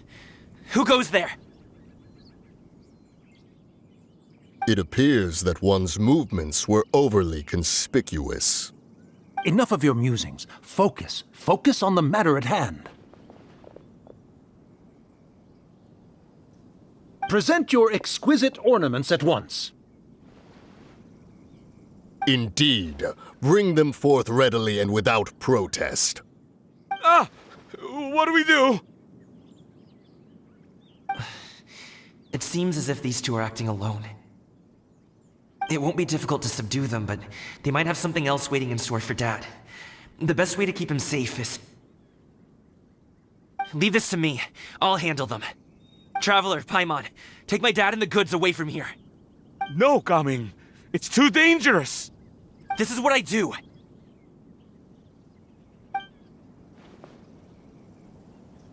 A thorny foe indeed. Let us depart and seek a target softer in blows and disposition. Don't think I'm gonna let you off so easily. Away! Let us away! Coming! Don't worry, he's a great fighter. Paimon's even seen him take down a dozen or so treasure hoarders all by himself. But Gaming, If he had just stayed by my side and learned the family trade, he wouldn't have to put himself in such dangerous situations. We just have to trust him. Let's go on ahead. We'd best get away from here, in case there are other bandits in the area waiting in ambush. All is going to plan.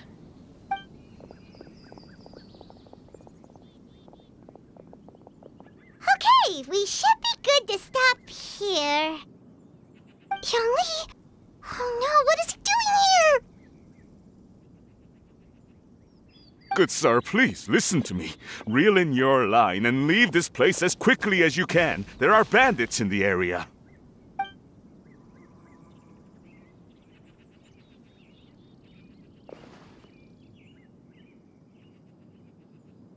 Bandits? Acting in broad daylight?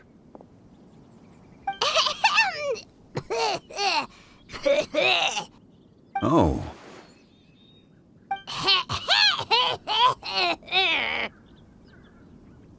Ah, I see. It appears many people are catching a chill as of late.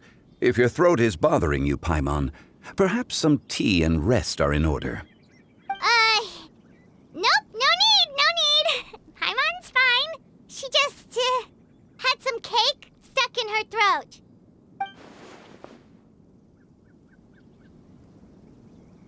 If there are indeed bandits in the area, then we should inform the Millelith at once. Oh? Well, if that's the case, such matters are best left to those with the necessary expertise, wouldn't you agree? I suppose you're right.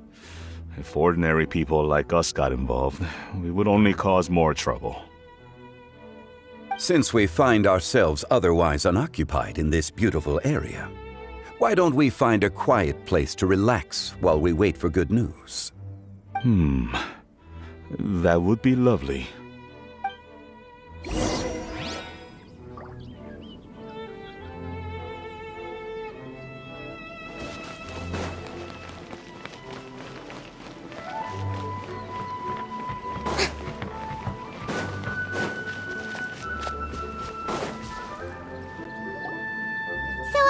Uncle Ip does have a reason to be worried. After all, Gaming, the guard we mentioned, is his son. Gaming. The name sounds somewhat familiar. Ah, yes. That is the name of the Wushu dancer who has been performing around Liyue Harbor recently, is it not? Oh, have you seen him perform? Indeed. I cannot help but admire his skill. He truly encapsulates the spirit of the Suwani. Wushu dancing has become more well known in Liyue Harbor recently. However, although performers are seeing budding success, they have no doubt had to face many hurdles along the way. One's not so easily understood by spectators such as ourselves. If you ask me, what truly deserves admiration is perseverance in the face of adversity. That is a rare attribute indeed. I have heard many of my acquaintances praise Gaming for his kind, selfless, and courageous disposition. To have a child so accomplished and upright, you must be a very proud parent indeed, Uncle Ip.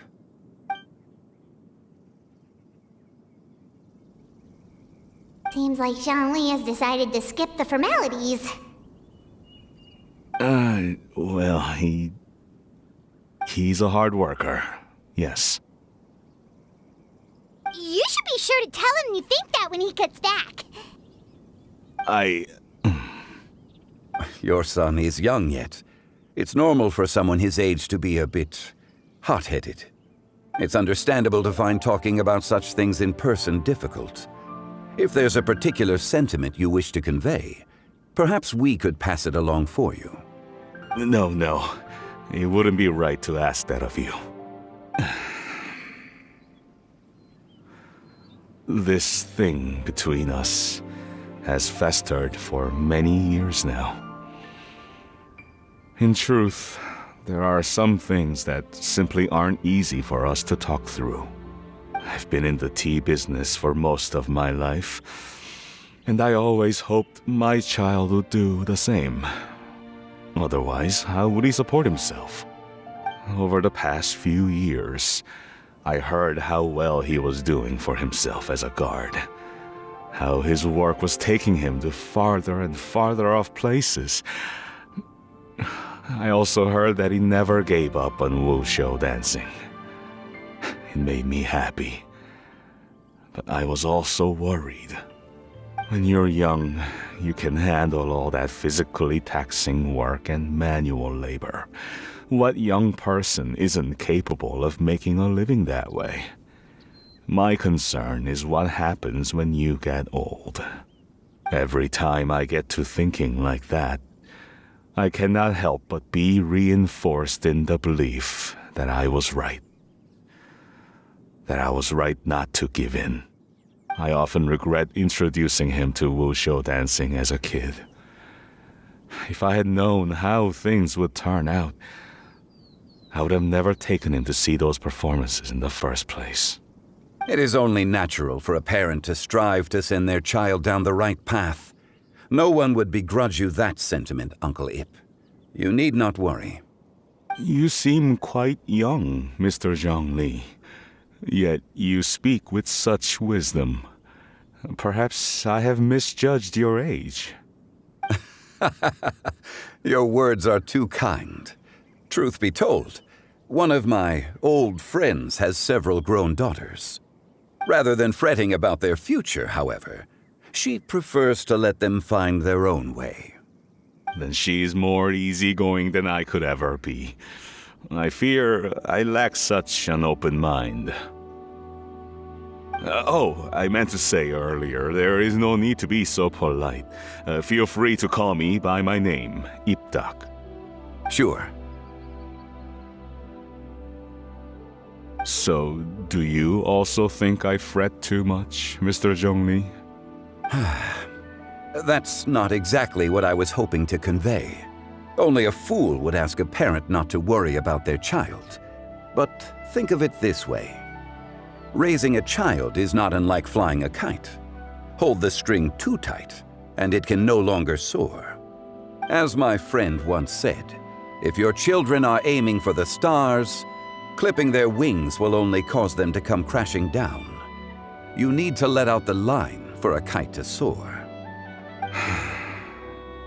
It seems I was too stuck in my ways. You need not reproach your heart for caring. You simply need to loosen your hold a little. Indeed, with such a big heart, why not allocate the time you usually spend worrying about Gaming to the pursuit of other things, like going for a stroll, drinking tea, or taking in the scenery? You never know what surprises could be in store. Things can change in the blink of an eye. The blink of an eye, you say?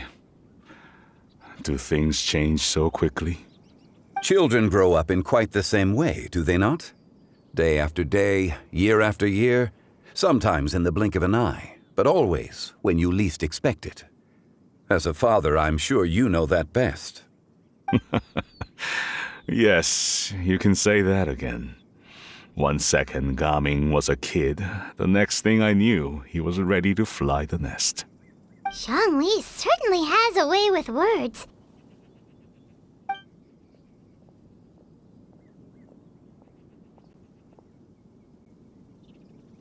Oh, Gaming is back! Hey, Gaming, we're over here!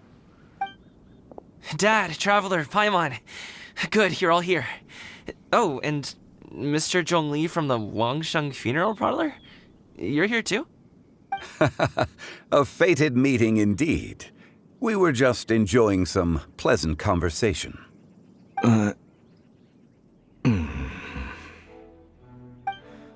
Is everything resolved? Well, you could say that. What does that mean? Traveler, Paimon, come with me. I need to talk to you. Huh? Oh, okay. I'll come right out and say it. Those two bandits, you sent them, didn't you?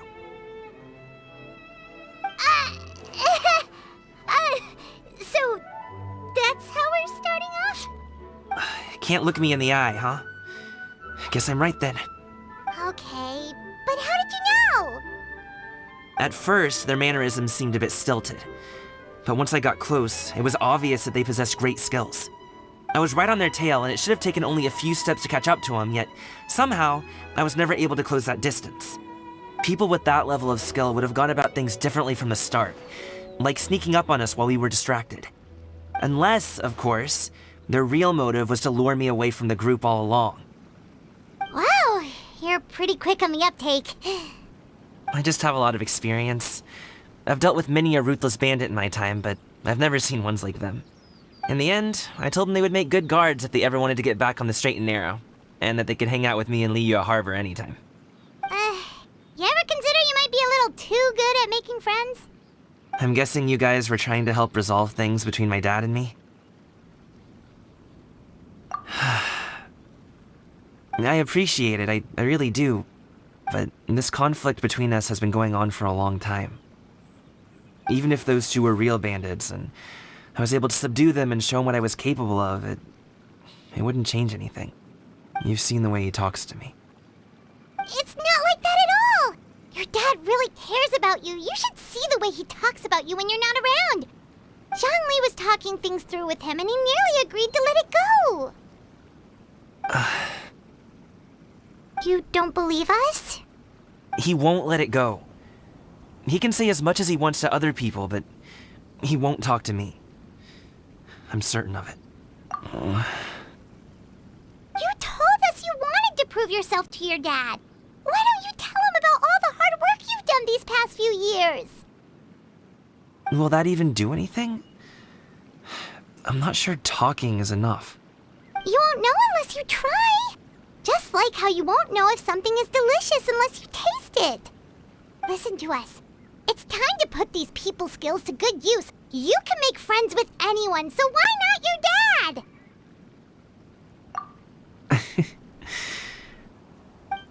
I'll do my best.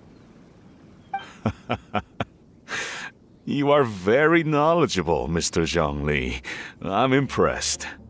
Despite my being in the tea industry for several decades, it seems I still have much to learn about the art of tea tasting.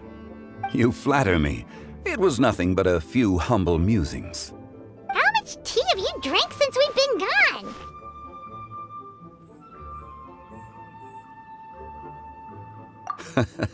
Ipdak and I have found many a common interest.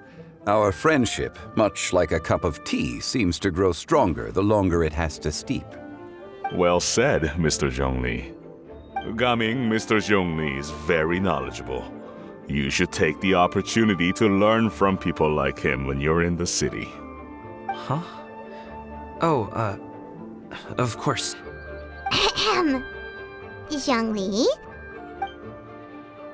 I have very much enjoyed our conversation, Ipdak, but I, unfortunately, have some unfinished funeral parlor business to attend to.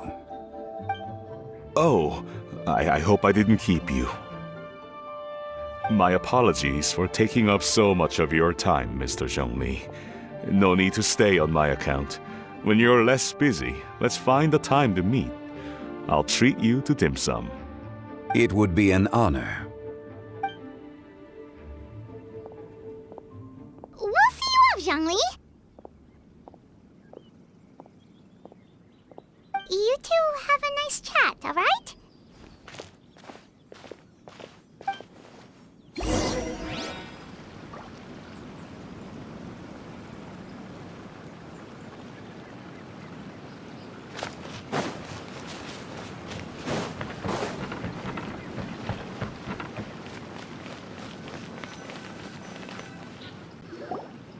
Thanks for helping us talk things through with Uncle Ip. Good thing you were able to pick up on what we were putting down. I have been around the both of you for some time now. You could say I have a certain level of expertise in that regard. As for my role in the conversation, think nothing of it. I hardly did anything noteworthy. You never change, do you? Why did you have us walk all this way? Paimon thought we just had to go far enough to be out of earshot. A friend approaches. Hello. So, you're here too? I've been here the whole time?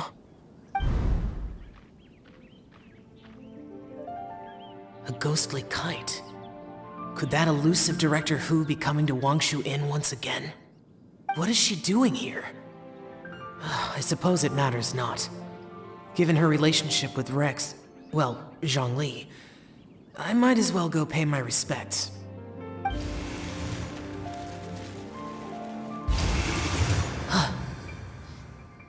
It's you! I thought you were Director Hu.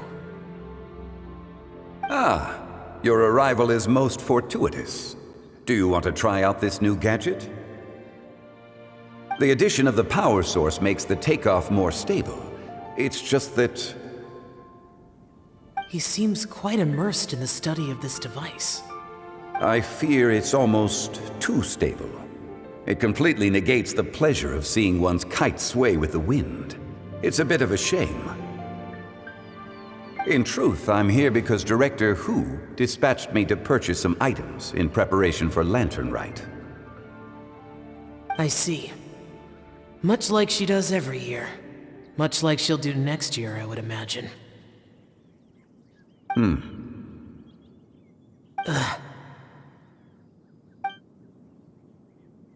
Am I wrong? Or has she once again sent you out to buy, what is it, sesame oil or something? While we're on the subject, I do wonder why she is so obsessed with using sesame oil in the preparation of mixed vegetable dishes for Lantern Rite. A recommendation from Xiangling, perhaps. What do you think, Xiao? I've only met Director Hu a few times. I'm hardly the best person to ask. Ah, and is that not a sign that you should visit Wangsheng Funeral Parlor more often? It wouldn't hurt to grace the parlor with your presence now and again, when you are otherwise unoccupied. This one here is a traditional kite, one without any equipped mechanical device. Director Hu tasked me with studying the differences between the two to determine which one is of greater merit. Many hands make light work. Perhaps you could test out the other kite for me? All right. I have made my comparisons. If speed is what you're after, the mechanical kite is the better choice. Wonderful. I shall pass that information along to Director Hu. I'll leave these 2 kites with you. Perhaps you can find a few friends with which to partake in the activity. You might find it to be an enjoyable use of your time. Oh, wait. Who enjoys kite flying? Well, I would imagine someone of your talent and wisdom is more than capable of finding out. So, you were testing out the kites for Hu Tao and even roped Xiao into doing it for you? Paimon didn't ask earlier because the situation was, awkward. I would hardly say I roped Xiao into anything. I simply sought the help of a friend. Besides, we did the testing together. Seems like our pool of competitors is growing. Do you like kite flying, Xiao? I suppose I neither like nor dislike it. Although, watching a kite gradually ascend into the sky does bring me a certain peace of mind. Perhaps they're a bit like Xiao lanterns in that way. Kite flying is also a pleasant form of relaxation. Have you ever thought about making a kite, Xiao? Cloud Retainer taught us how. We can teach you if you want.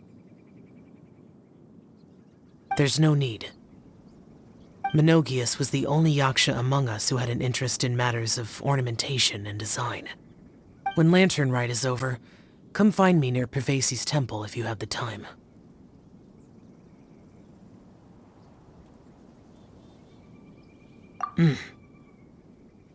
It's getting late. I should go inform Director Hu of our findings. How's she been, by the way? Be sure to say hi to her for us. The last time I spoke to her, she mentioned that she would be visiting Chaoying Village in a few days. If you have the time, perhaps you could also make the trip. If you happen to run into her, you can pass along your regards in person. We'll keep that in mind. Take care, Zhongli. See you later. See you next time.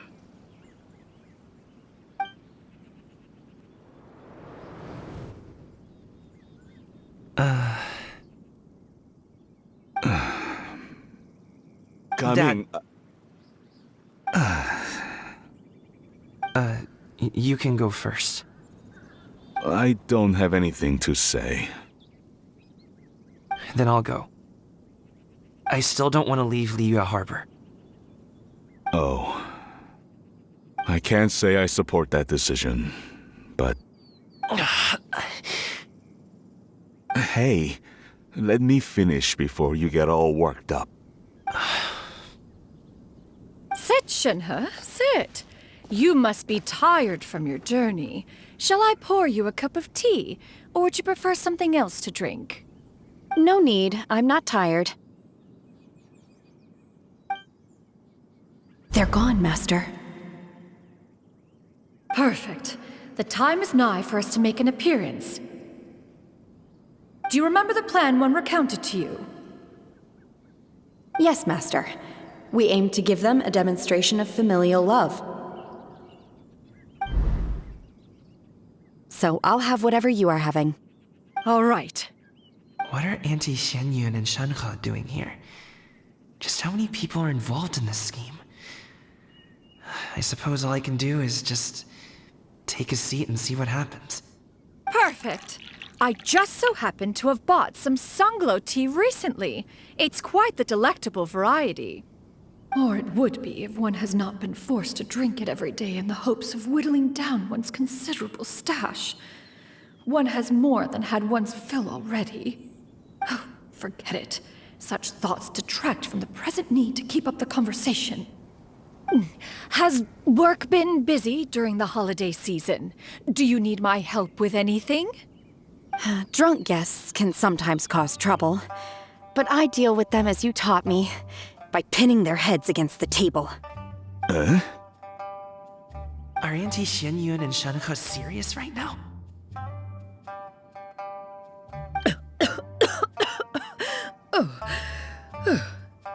Oh dear. While one was busy orchestrating this act, one seems to have forgotten about Shenhe's various eccentricities. What I meant to ask was, have you made any new friends? We live so far from each other. It would be a great comfort to me to know you were surrounded by good companions. You already know of my past circumstances. Recently, I've been conversing with Guoba in the kitchen at night. Guoba can't talk, but his companionship is a comfort. The poor child. Her one friend can't even talk. I guess maybe Gaming is not doing so bad after all. Perhaps I've been too hard on him. Let's move on, shall we? Do you have any plans for today, Shenhe? How about we do something fun? That sounds about right. Take her to do something fun, and perhaps she'll loosen up a bit. Like we used to do when we would carry stones up and down the mountain from dawn until dusk, picking herbs to eat for dinner along the way? If that is what you ask of me, then that is what I shall do. Dad, here, have some tea. Or no, wait, let's not have any just yet. Yeah. I simply can't listen to that any longer. Coming. I'd like to finish what I was trying to say before. I don't support your decision to stay in Liyue Harbor, because living there is too hard on you. If you come home, there will be people to help you. I'm not saying we have to live under the same roof. I know our personalities are too similar to avoid butting heads. But you'll have your entire family around you. Your aunts, uncles, they'll all do whatever they can to help. You could get a less taxing job, and we could grab dim sum together from time to time. Huh. I didn't know dim sum was such an important affair, Master. Shh. Just think about it, okay? You don't have to decide now. Dad really has changed a lot. He would never have said these things to me before. But thank you, Dad.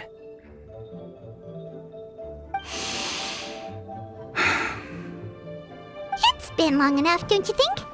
Oh, Paimon sure hopes they've made up by now. Oh, they're drinking tea in silence. That's not a good sign. Did Xianyun's plan not work after all? Hey, you two!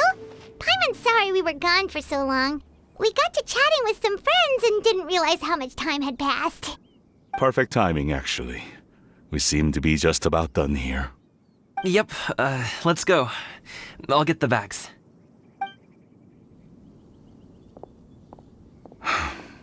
Gaming has grown a lot taller, hasn't he?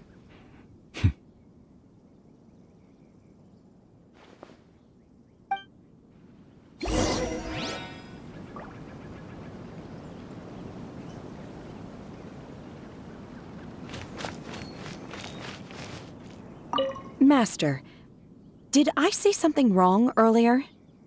I tried to go along with your questions, but when I saw how you and that man reacted, I started to wonder. Not at all. Certain unforeseen variables may have presented themselves along the way, but the outcome proved favorable. The plan was a success. Then I helped? Naturally. Your purity of spirit is one of your greatest strengths, Shenhe. You need not change who you are.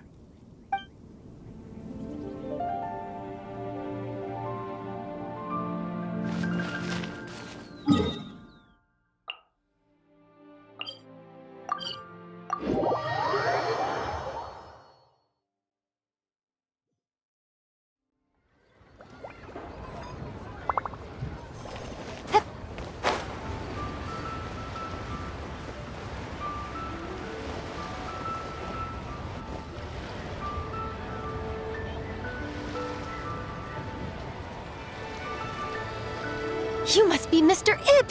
Thank you for coming all this way. My name is Charlotte, and I'm a reporter from Fontaine. You can find me writing for the Steambird. I invited you here not just to purchase your fine tea, but also with the hope that you might be willing to sit down for a short interview. What do you say? An interview? To advertise my teas? I suppose you could think of it that way. We Fontainians are big tea drinkers too. The Fontaine Market. Then I'll need some time to adequately prepare. Perhaps we could sit down and discuss the questions you intend to ask in advance. Of course, of course! Please follow me.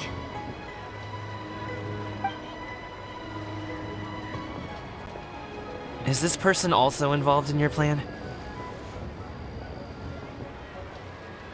And here I thought I had lots of connections. I suppose I've been humbled. You sure know all kinds of cool and important people. Over here! Yoo-hoo! Over here! Huh? What? Auntie Shenyun? She probably wants to talk about the next phase of the plan. Let's go while your dad is still distracted.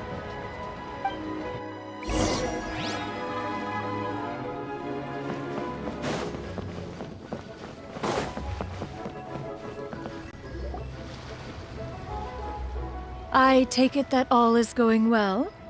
Don't worry, Shenyun. Everything is going according to plan. I knew it. I knew that was all an act earlier.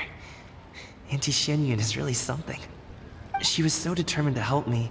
She didn't even care about making herself and Shanka appear foolish in front of my family. She truly knows how to look out for others. I still have a lot to learn. As for the next step... Oh no! What's wrong, Gaming? Don't tell me you're the ones footing the bill for all that tea. I can't let you do that. Fret not. Reimbursements will be made. Exactly! Think of it more as an investment, as Ningguang would say. We pooled together the Mora so that Charlotte could place the order. She's gonna bring it back to the Steambird as a gift, as well as a sample of the regional specialty. Fontainians will probably fall in love with your dad's tea as soon as they lay their eyes on Charlotte's article. And once all the money from the new orders begin to roll in, getting our Mora back will be a piece of cake. Oh, okay. Business-related matters always seem to go over my head, but I refuse to let you all lose Mora on my behalf. I'll pay you back right now. We can talk about such matters at a later date. There are more important matters for you to consider at the moment, are there not? Yes. I've been thinking about it the whole way here. I have an idea, but I'd hate to cause even more trouble for all of you. That is for us to decide. Yeah, we're all friends here. Plus, we wouldn't be here if we didn't want to help, right? Just tell us about this idea of yours. Okay. So, it's like this.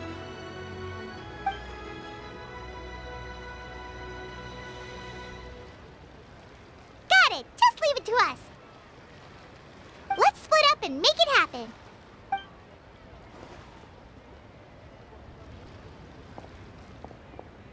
We need to do those things we talked about, but we also still have the kite flying competition.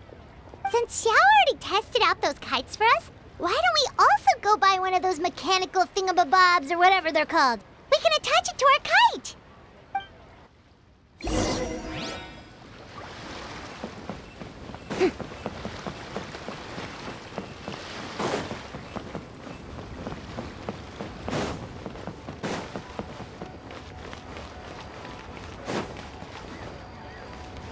Do your teas pair well with milk?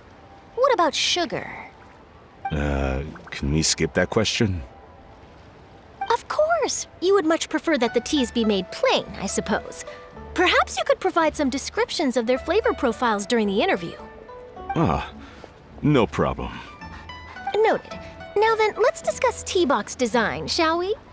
Recently, I've learned a lot about traditional Liyue motifs and their deeper meanings. I was thinking if there was some way to integrate these motifs into the design of the exterior packaging. Now that's an interesting idea.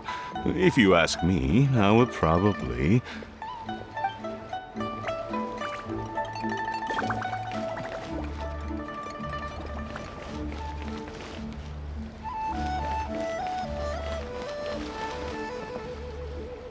Hello again!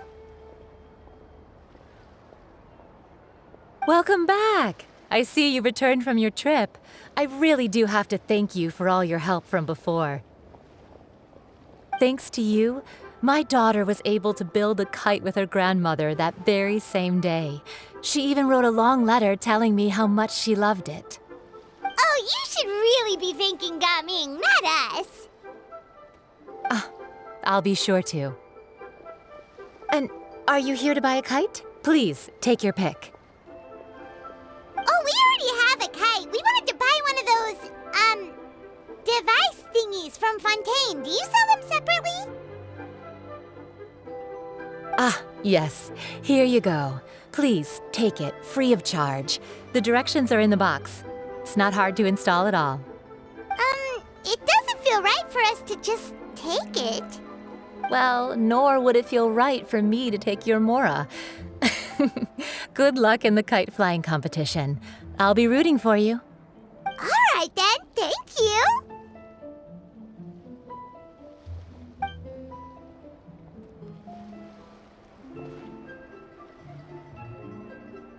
Phew, it's done. Let's get down to business.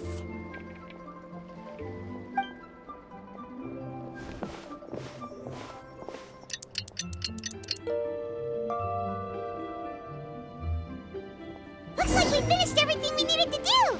Let's find a good place and put this thing into the sky.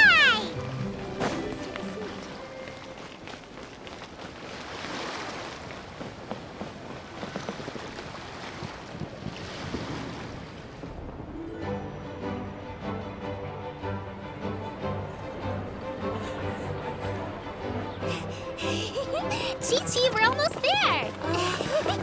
Okay.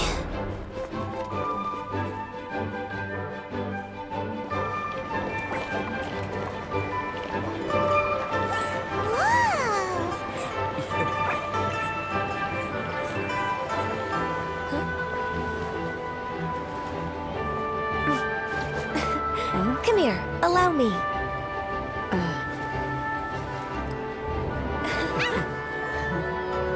The lantern rite is as festive as ever!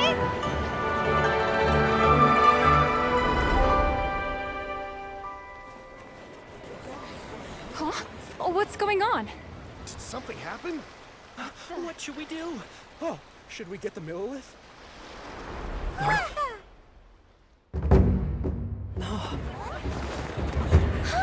What's that?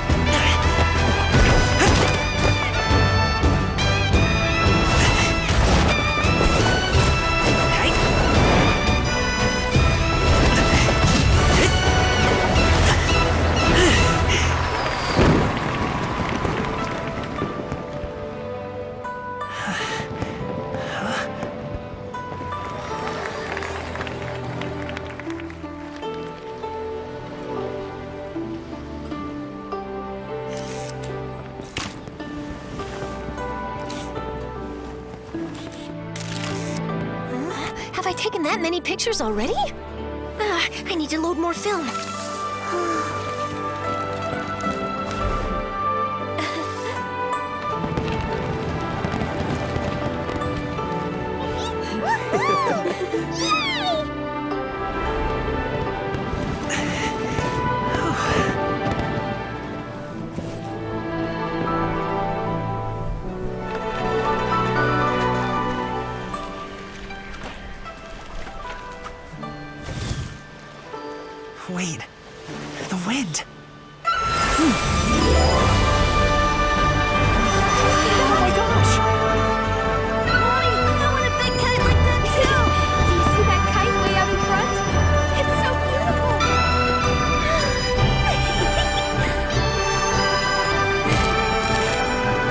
Lantern Rite. Happy Lantern Rite!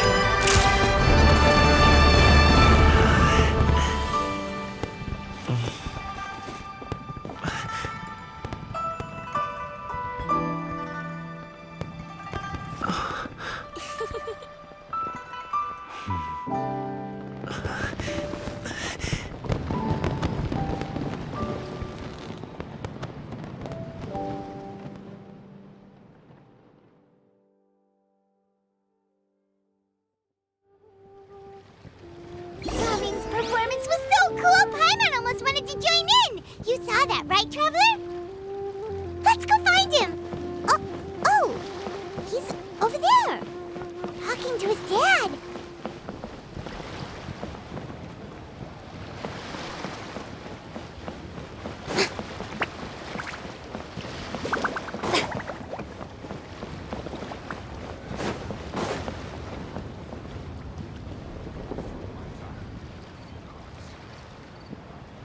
I think I'll head off now, if that's okay? Thank you, little girl. Do you want us to walk you back? No need, no need. Master is waiting for me right over there.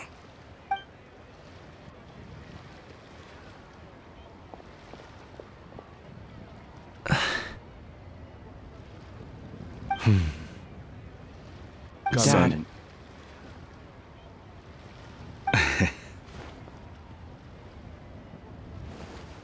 I suppose I'll go first this time.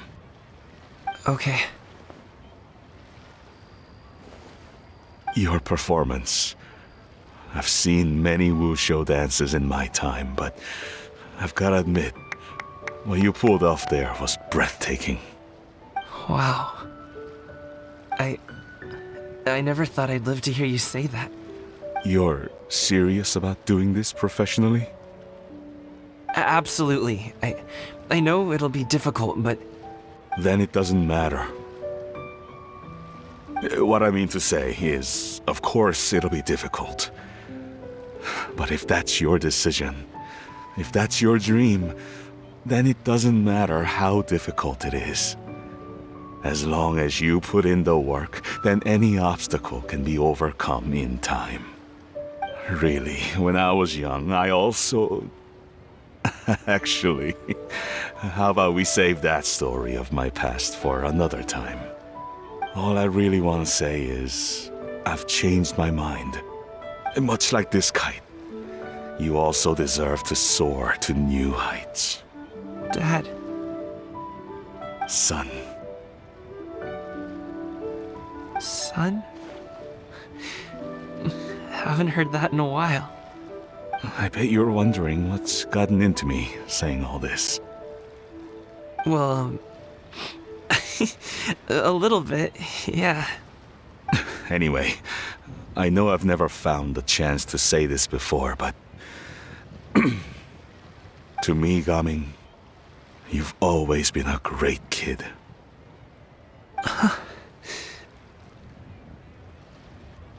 Alright, that's everything I've got. Did you have something you wanted to say, or...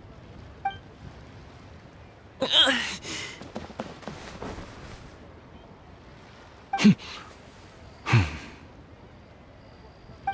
the two of them talk things through like this really gives Paimon a sense of accomplishment.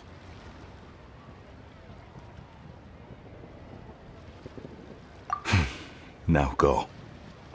Over there. Your friends are still waiting for you. Huh? But you came all this way. I'll be staying in Liyue Harbor for a bit longer. When you have time, we can grab dim sum together. Your treat, right? Dad, honestly. Go. Okay, then I'm off. See you soon.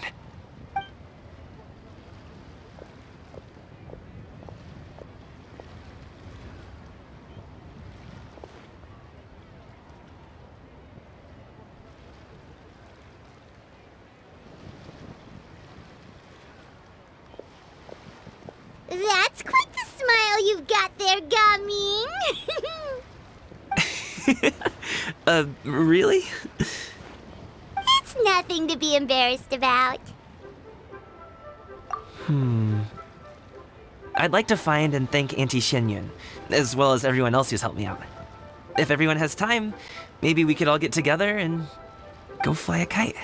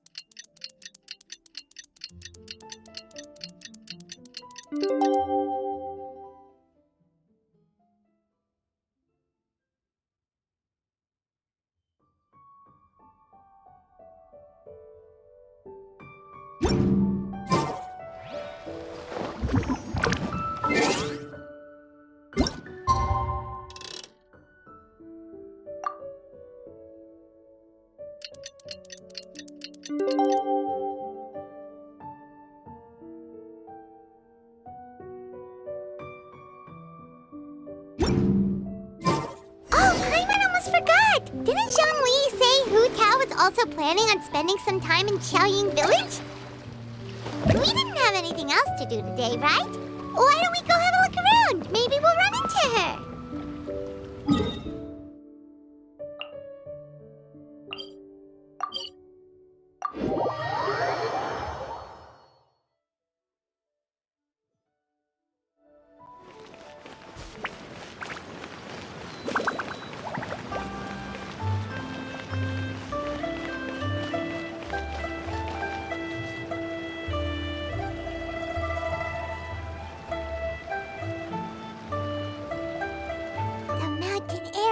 Refreshing! It makes Paimon feel like she could float around all day and never get tired. Cream! Gummies! Fuel fruit! Huh? Did you hear that? Sunshine! Blue skies! Good vibes! Right? So Paimon wasn't just hearing things. That voice sounds really familiar. Well, we've got the time. Why don't we go check it out?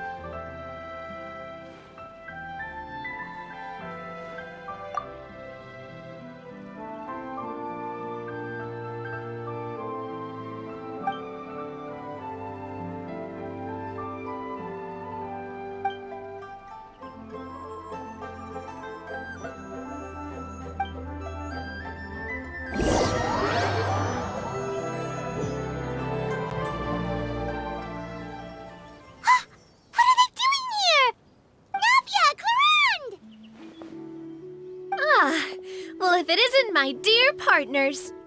See, I told you that something good was going to happen during our travels today. I have to say, sometimes the Steambird's astrology column is spot on. It's just your lucky day. Are you guys also here to catch the festivities? Oh, and that reminds me. Happy Lantern Rite. Happy Lantern Rite. Happy Lantern Rite to you too! Wait, if you're here for Lantern Rite, then what are you doing on top of this deserted mountain? And that voice we heard, that was you, right, Navia? Oh, impressive. You could tell it was me from that far away. You've got good ears. That or your voice is just really loud. Well, of course it is. After all, I'm a boss. Indeed. I suppose it's an asset. Sure is! Having a loud voice is a handy tool when it comes to communication. Wait. That wasn't even Paimon's point. Paimon just wants to know why you two were shouting from the top of this deserted mountain. There was something about almonds, maybe? And buell fruit? a code? No, it's not a code. The words are meaningless. Perhaps, but the act of shouting was very meaningful indeed. That's just what mountain climbers do, right?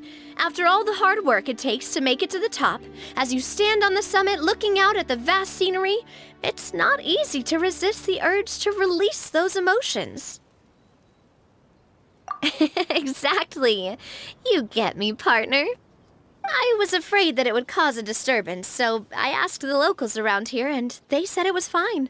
Apparently most hikers like to shout when they get to the top, so the locals are used to it by now.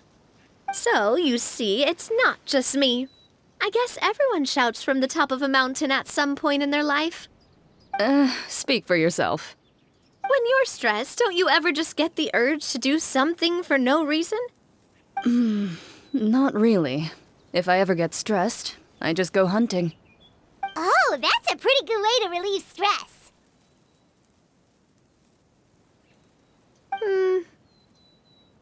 What I choose to hunt depends on my mood. Huh?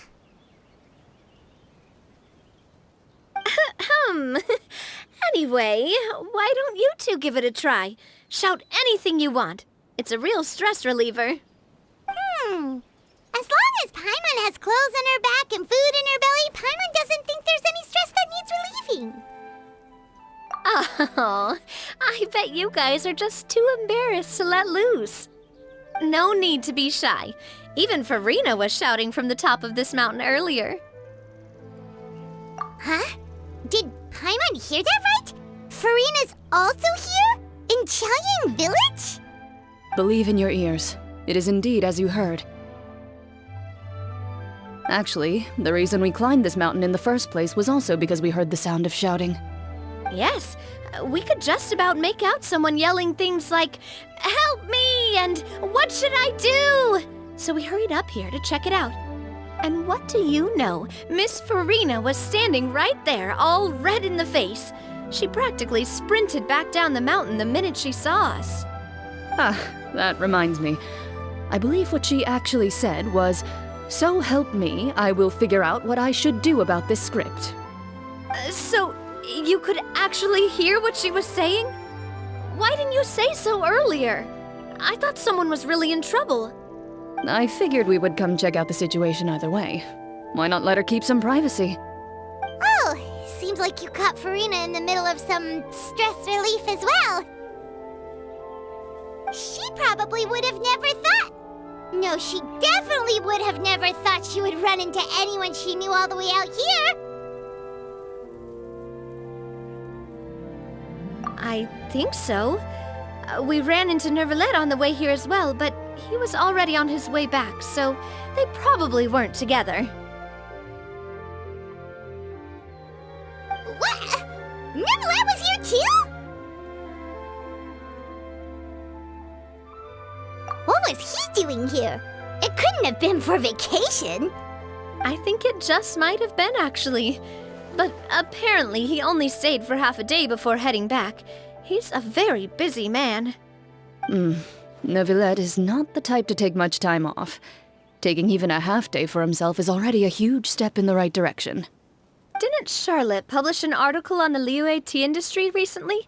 Maybe he was inspired to come buy some tea after reading that article. You know, just like you were. My situation is completely different. I'm here because I was asked to accompany you. The tea purchase is simply an added bonus of this location. You Fontanians and your tea drinking. Oh, it's not for me. I lost a bet with Ridesley, and now I have to buy him something. It was just a spur-of-the-moment sort of bet. Ridesley gets really invested in that sort of thing, but he couldn't care less about what he wins in the end. You could give him mint plants that you plucked from the side of the road, and he wouldn't even mind. If only he was that easygoing when it came to talking business. In any case, I'm pretty sure the tea you bought is this region's specialty. What is it called again? Nervalet even mentioned it earlier. Yes, that's the one. You didn't really buy 10 boxes, did you? Please, do I look like someone who would fall for that sort of marketing trap? That reminds me. You guys said you only came up here because you heard my voice, right? I hope it didn't put you out. You must have had other plans for the day. Oh, that's right! Hu-Tao! A few days ago, we heard that a friend was going to be in Qiaoying Village, so we decided to come and see if we could run into her. Oh dear. We've been chatting for quite some time. I'm sorry for keeping you. That's good. We should probably head out and look for Hu-Tao. No need to stay on our account. We just got up here, so we're gonna stay around for a little longer. Go and meet your friend. We can meet up in Qiaoying Village later. Sounds good. We're gonna head down the mountain then. See you later!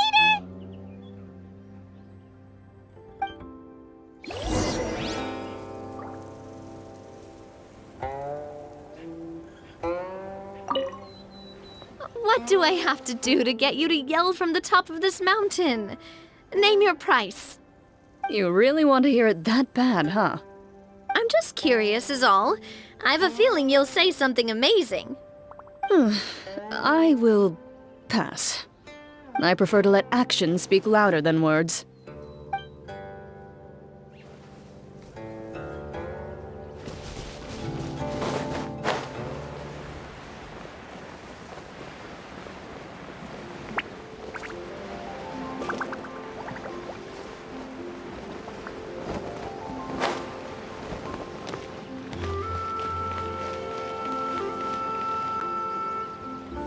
Qiaoying Village is known for its tea, but you know what else they have with tea? That's right, dim sum! Didn't Gaming say something about dim sum being eaten in the morning? Oh, Paimon wonders if we can still get some at this time of day.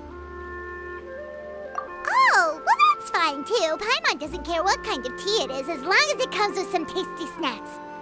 Now let's see what kind of yummy things we can find around here. Paimon's not seeing things, is she? Is that Farina standing between Zhongli and Hu-Tao? Wonder what they're talking about. Zhongli knows a lot of stuff. Maybe he's telling Farina about Qiaoying Village. Oh, or maybe Hu-Tao is trying to rope Farina into being one of her clients. Hey, this isn't the Fortress of Meropide. But Paimon could be convinced for the right price. Let's say loser buys the winner 3 huge bowls of seafood kanji. Since Zhongli is there, Paimon bets things are pretty tame. It's decided then. Paimon votes for tour guide Zhongli. All right, no time to waste. Let's go see who's right.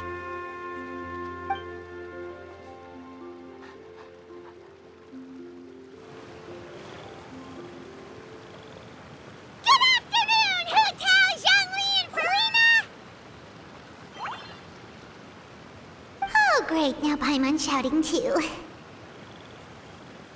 Oh, well, aren't you a sight for sore eyes? Seems like our luck just keeps on growing. That we were able to meet you both without prior arrangement must mean that this is quite the serendipitous meeting indeed. Huh? Oh, so both of you are acquainted with the Traveler and Paimon then? Looks like someone's learned a thing or two from Zhongli. I must admit, I am a bit surprised to see you here, Traveler. But seeing as you're a hero who's been all over Teyvat, it makes sense that you would be well-traveled and well-connected. Since we have found ourselves in each other's company within this fertile land, allow me to take this opportunity to wish you a happy Lantern Rite. It appears you have been to Fontaine, then. Given your proclivity to spread good deeds wherever you go, it's no surprise that you would make the acquaintance of a celebrity as illustrious and celebrated as Miss Farina. That's quite high praise. What I mean to say is, you flatter me, Mr. Zhongli. Although I've built up a certain following within Fontaine, it is no reflection of strength or wisdom. I stand before you right now as nothing more than an ordinary traveler in search of beautiful scenery and creative inspiration. There is definitely more to Mr. Zhongli than meets the eye. I could tell as much from our conversation earlier. Given his breadth of knowledge on both academic and worldly matters, there's no way he hasn't heard about what happened in Fontaine. Is he just feigning ignorance for my benefit? No. You're no common tourist. I simply won't have you talk about yourself that way. Huh? Does that mean Hu Tao also knows? You may not have heard, friends, but... Miss Hu Tao... Miss Farina is now one of my esteemed clients. Yup.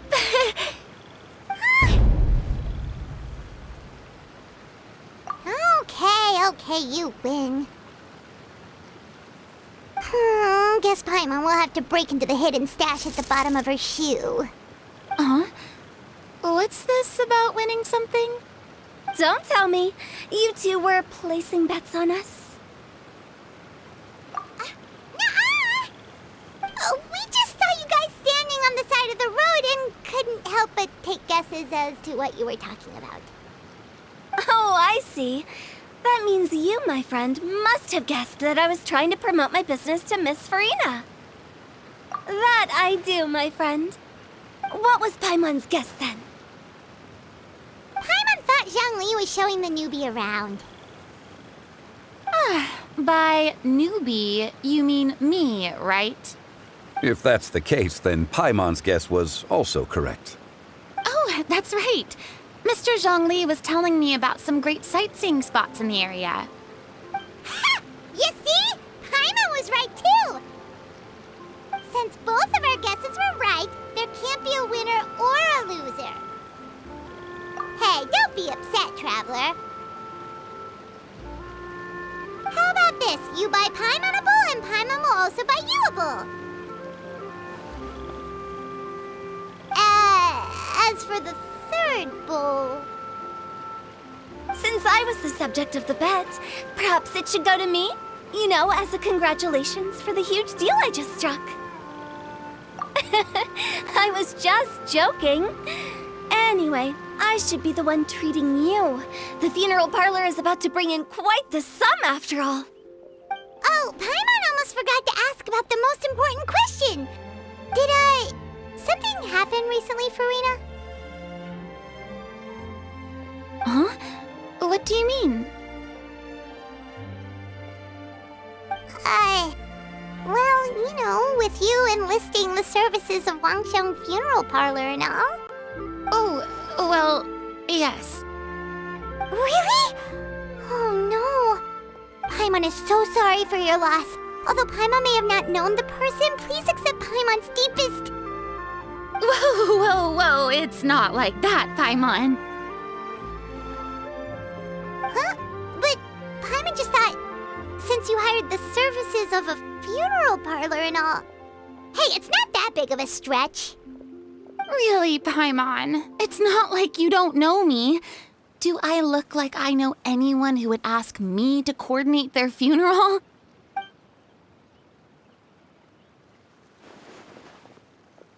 Miss Hu Tao is simply helping prepare some props for my film. Not too long ago, I read a collection of horror stories from Liyue. The content was spectacular. In fact, I still feel the need to sleep with the light on even now. Anyway, that's not the point. Now that Fontaine's biggest star has returned to the stage, I figured it's about time the industry enjoyed a breath of fresh air. Hey, that's pretty good. I'll have to remember that for my ad posters. Oh, Paimon sees. That makes a lot of sense. So, did you come to Liyue just to enlist the services of Wangxiang Funeral Parlor? Well, not exactly. My original plan was to just relax and enjoy the sights. But then I ran into Miss Hu Tao and Mr. Zhongli, and well, you know the rest. I suppose it was meant to be. It was a fated meeting indeed. Zhongli sure loves his lofty turns of phrase. But if you ask me, it's all thanks to that man who stopped to ask for directions. Oh? Who was it? It's someone you know. Wanna take a guess? What? How did you guess that on your first try? Very impressive, my friend. Your guessing game is spot on today.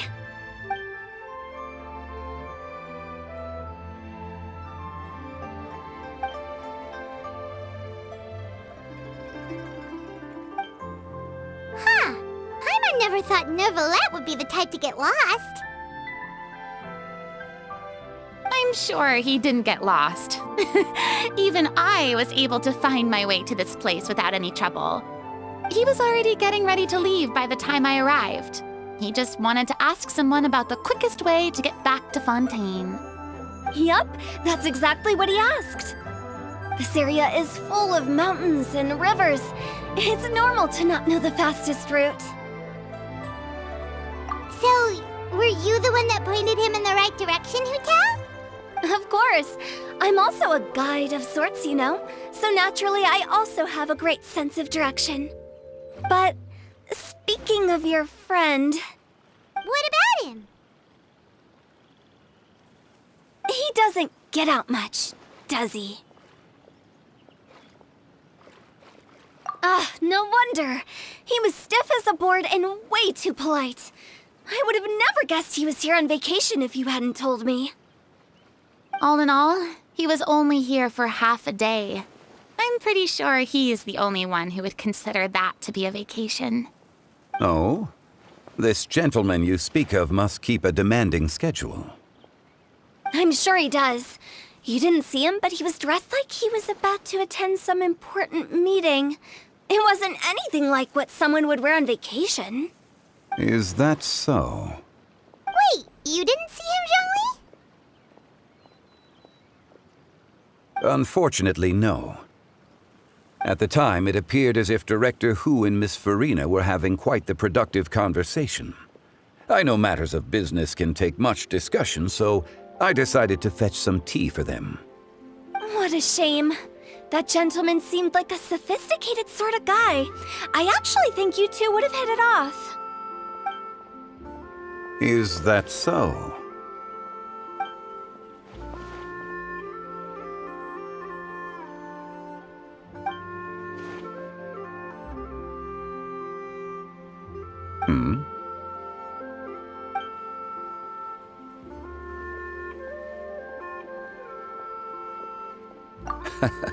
To borrow Miss Farina's turn of phrase, perhaps it just wasn't meant to be. Well, with the traveler around, I'm sure you'll have a chance to get to know each other at some point. That's right. He's got more friends than he knows what to do with. Well, that's certainly true. Oh, that reminds me. If you get the chance, you should try and talk to Neuvillette into loosening up a bit. Just tell him the Palais Mermonia isn't going to fall apart if he disappears for a few days. He shouldn't keep himself cooped up all the time. Even clams open their shells to let in fresh water every once in a while, right?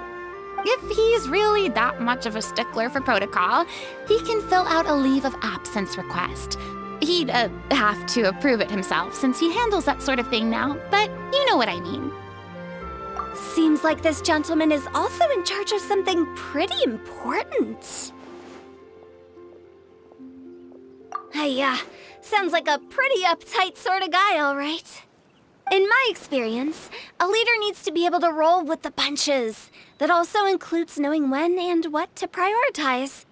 It seems like your friend still has a lot of growing to do. If I remember correctly, he's already several thousands of years old. You're quite right, Miss Hu Tao. Oh? Traveler, Miss Farina, those two individuals over there appear to recognize you. Oh, it's Navia and Clarand.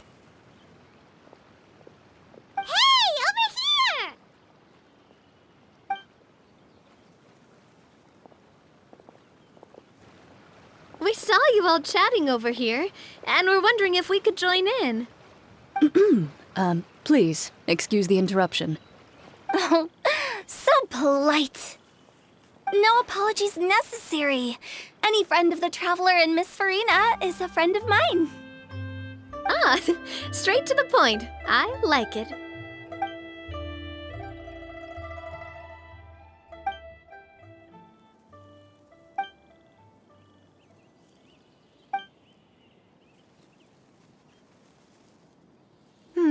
It's getting late. If we want to catch a boat back before dark, we should probably get going. Indeed. Then, Miss Farina, Oh, yes? when are you planning to head back? Do you need us to escort you? Oh, I don't think that will be necessary. I mean, you're not my subordinate anymore. You don't need to look after me. I didn't mean it that way. It's normal for friends to travel home together if they run into each other on the road. There are a lot of mountainous roads in this area. I imagine they'll be even harder to navigate after dark. Exactly.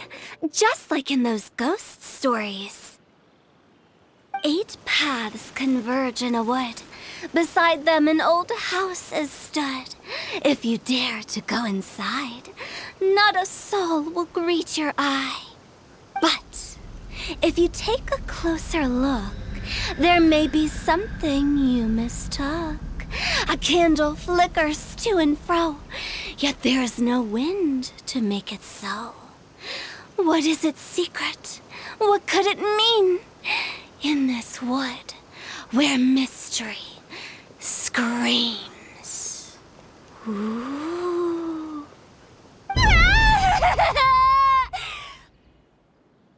My dear demoiselles, ladies, no, I mean friends, please take me with you. Of course. Gotta say, Farina, you are really quite the character. By the way, did I hear you mention that Clorand used to work under you? Then you must have also been a leader at some point. Well, that's, all in the past now. Besides, being a leader is hard. It wasn't the right job for me. I prefer how things are now.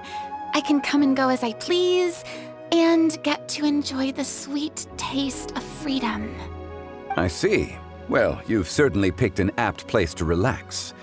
Xiaoying Village is an exemplary choice. Only the best. And I've learned a lot, too. Thank you so much, Miss Hu Tao and Mr. Zhongli. It's fine. You've thanked us more than enough already. The next time you're in this neck of the woods, I'll treat you to some dim sum in the city. Dim sum. Is that some kind of Liyue term for snacks or desserts? They are a part of it. It's basically a table full of as much tea, sweets, and good company as you can manage. Oh, so it's basically a tea party. Sounds great. Make sure to order the winter melon cake and the lotus flower crisp. They're so sweet and delicious. Paimon knows you'll love them. Ooh, okay. I'll be looking forward to it then. Wait, but didn't you guys say you were here on vacation? How come you're all going home empty-handed? Of course I am. I bought tons of fun things to bring home with me. A kite, a parasol, a little tin frog that jumps. Oh, and a stuffed toy of a mythical beast. Clorand is the one who didn't buy anything for herself. So all you're bringing back with you is that tea? And some tea-flavored hard candies. They're for Sijwin. Clorand isn't much of a shopaholic. Well, one of us has to practice restraint. Hey, I'm hardly reckless with my Mora. I'll have you know, all the purchases I made today were well within my budget. Me? Oh, well, I bought some tea, of course. I just had to try all the varieties recommended in the Steambird. Other than that, just some bits and bobs, you know. A little bit of this, little bit of that. They should all be things I can use, I think. Now Paimon's even more confused. If you bought that much stuff, where did it all go? Into one of Linny's magic packets? Oh, actually... Monsieur Neuvillette took them with him. Oh, so that's what happened. Wait, what? Why did he take them? He's not hoarding treasure, is he? That's quite the imagination you've got there, Paimon. Monsieur Neuvillette just saw the amount of bags we had and offered to take them back for us. I felt a bit bad at first, but, I really did have a lot of stuff. He even offered to deliver my gifts to the Fortress of Meripede for me once he's done with the day's work. Neuvillette is a man of his word. If he says he can do something, then he means it. See, even Clorand was happy to take him up on his offer. If even his trusty subordinate agreed, then who was I to refuse? Wow, he seems like a real gentleman. Maybe he's not as uptight as I thought. If only the funeral parlor had an employee as thoughtful, proactive, and responsible as him. Right, Zhongli? Indeed. Clorand said Neuvillette offered to deliver her gifts to Risley. So if we go to the entrance of the Fortress of Meripede, maybe we'll run into Neuvillette. But we don't know exactly when he'll show up. Listening to opera. No, this is the life. Oh, that reminds me. A new year of work is about to begin. If there's anything you want to talk about, Zhongli, you know you can come to me. I'm all ears. Does the director have any concerns? It just seemed like you were a bit preoccupied today, and much less talkative than usual. You barely said anything other than, "Is that so?" and "Indeed." If you ask me, I'd say you're having a midlife crisis. You're getting to be around that age after all. Is that so? Ugh. I jest. Given its distance from the city, Chaoying Village enjoys a much slower pace of life. Surrounded by such peace and tranquility, I also seem to have developed a proclivity for inactivity. I apologize for making you worry. I see. What do you think, Traveler? Is this atmosphere putting you in a lazy mood too? Wow, you are getting really good at these kinds of lines. Indeed.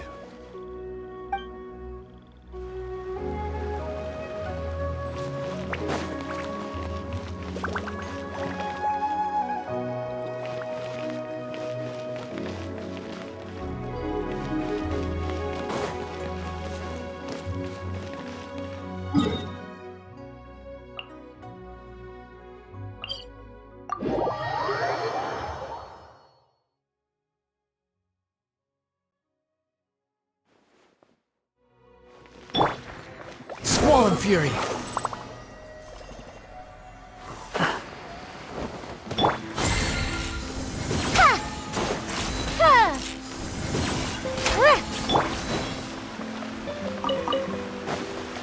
The wind rises.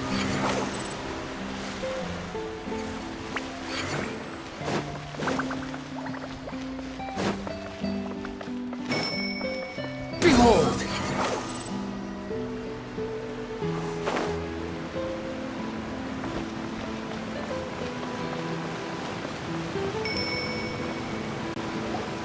Look! It's Neuvillette! We lucked out!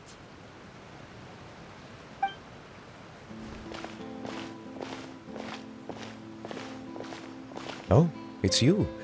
It has been some time since our last meeting. Few people frequent this location. Since I was able to conclude my work early for the day, I thought I might take a walk and avail myself of this area's peace and quiet. You call this early? Do you always work this late, Neuvillette? Strictly speaking, that depends on the agenda for the day.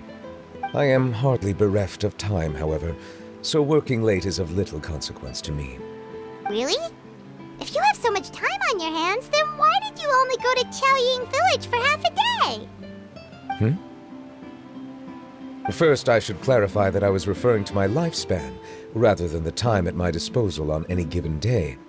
Second, I was unaware you possessed knowledge of my trip to Chaoying Village. I see. Thank you for informing me. Yes, they have been safely delivered. I have to hand it to Clorant. Just a simple gift delivery, and she has the great and mighty Udex at her beck and call. I was just passing through. It was merely an act of convenience. All right. Then I hereby confirm receipt of the goods on behalf of the staff of the Fortress of Meripede. A verbal receipt of confirmation? Is such a formality really necessary for a small matter such as this? Guess not. This quantity of tea, though, seems a little excessive for a gift, don't you think? Before you know it, they'll start accusing me of taking bribes. About that. Much of that is my own excess, I'm afraid. Oh? Why? What happened? It was buy 10 boxes, get half off. Ah, that explains it then. Well, go ahead and leave them to me. I'll get through this stash as fast as I can. You have my thanks. Oh, there's something else I'd like to give to you. This is a stone slate, engraved with a symbolic design. While that is an apt description, it is in actuality a legal codex. A legal codex, huh? Before the advent of modern writing utensils, information was recorded on stone slabs such as this. The law was no different. Okay. Since ancient times, the scales of justice have symbolized the fairness and impartiality of judiciousness. As a tribute to that sentiment, this slate was designed after a traditional legal codex and engraved with a symbol instead of text.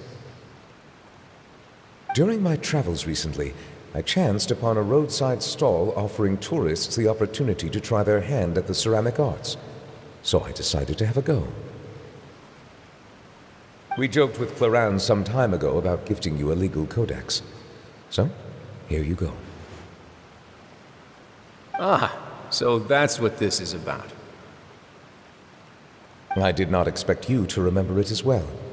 In any case, I hope this can be considered as a reasonable attempt to join in on the banter.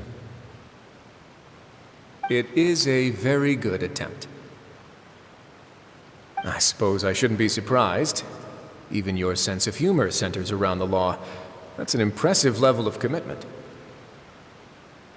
Well, a gift of this significance deserves to be put on display, and I know just the place. Front and center in the Fortress's showroom.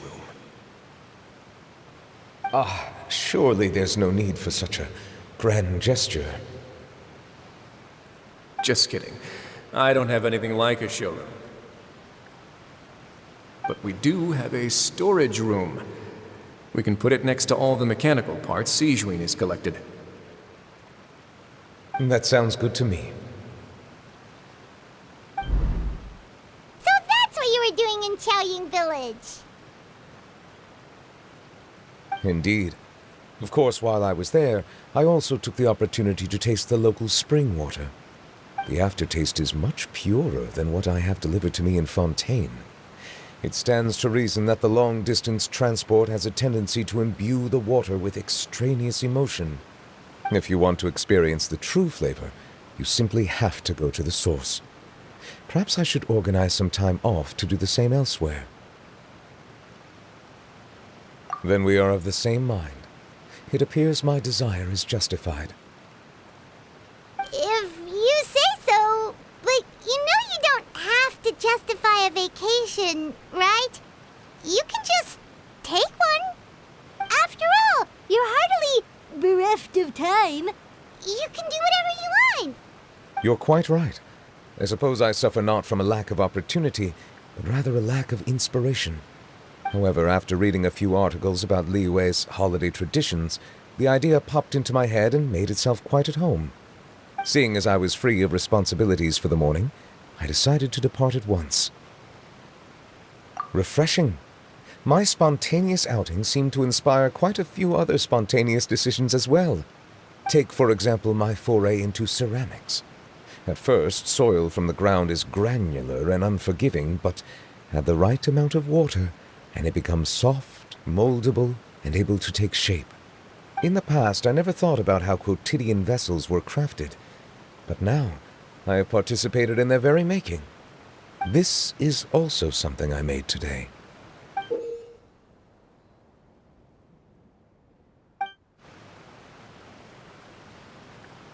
That's a ladle? Paimon thought it was supposed to be some long-necked sea creature. That was indeed one of my inspirations. Really? You like it? To tell you the truth, given your unexpected arrival, I find myself quite unequipped to give you the welcome you deserve. Around such an important holiday such as this, human custom would dictate that gifts should be in order. But I'm afraid this is all I can offer. If you'll have it, that is. That is precisely why it would do me such a great honor if you accepted. You are most welcome. Happy Lantern Rite.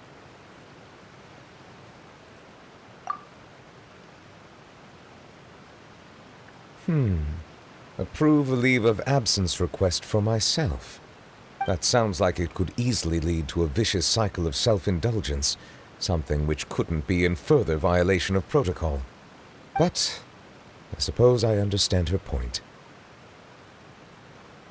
My proclivity to refrain from personal outings does, in part, originate from a sense of responsibility toward my duties. But it is also due to a lack of desire to engage in the human world.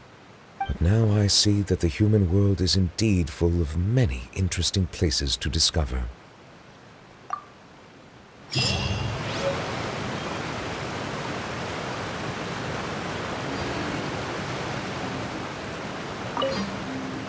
Lantern Rite marks the start of the new year in Liyue. In the spirit of the season, then, I wish you a year of success as vast and endless as the open ocean.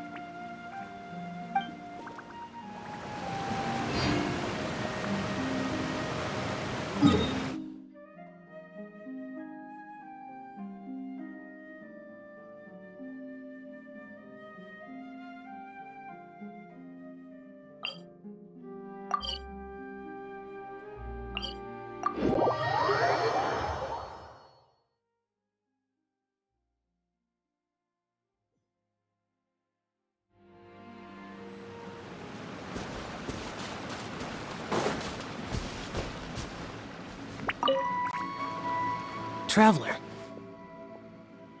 Being in the city isn't the only way for me to appreciate the lights and beauty of Lantern Rite. Look. Liyue Harbor lies just beyond this mountain. As long as I stand at this vantage point, I may freely behold the sights of all the kites slowly ascending into the sky. For me, that is enough. I invited you here because there is something I would like to do. I want to release a shell lantern, and I'd like you to be there for it. Yes. I apologize for its crude appearance. I have little skill in that regard. You are very kind, as usual. All right. It's time.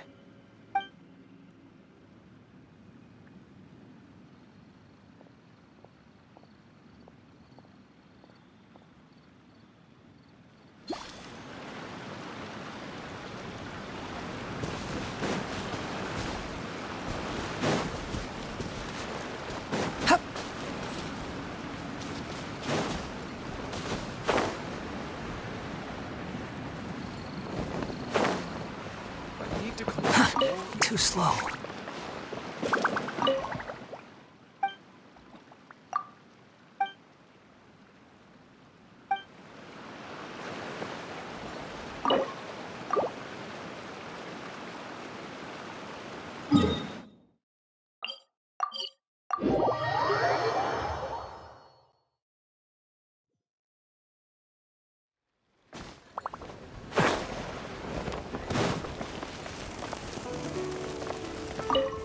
Lantern Rite was simply amazing.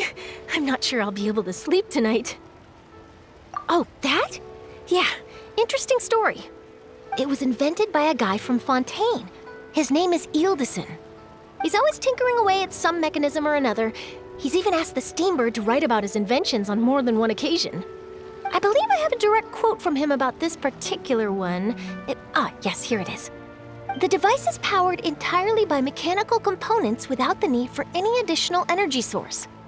Basically, it's a manually operated cranking device. How high it can fly entirely depends on how much force you can exert. Combining this invention with a kite. What a great idea, right? Oh, my conversation with Mr. Ip went really well. I've already sent the first draft of my article back to the Steambird. It's a piece that contains all the pertinent information while also telling a story. I'm quite proud of it. Oh, that reminds me. I should thank everyone who made this possible for me. Especially that spirited lady with those peculiar turns of phrase. Miss Shenyun was her name, right? It was all thanks to your connections and creativity. I would have never thought I'd be able to bring such a special gift back to Fontaine with me. This was my first time experiencing a foreign holiday in person. It was so exciting!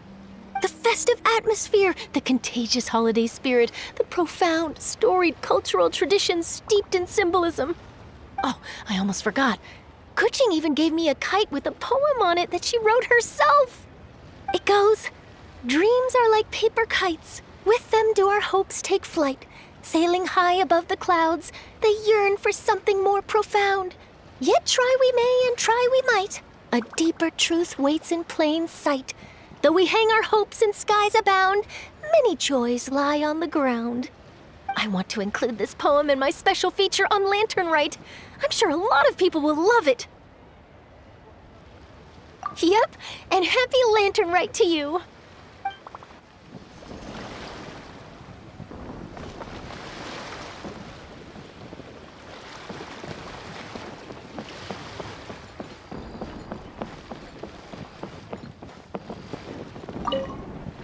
Given your present countenance, one presumes you are missing some old friends again.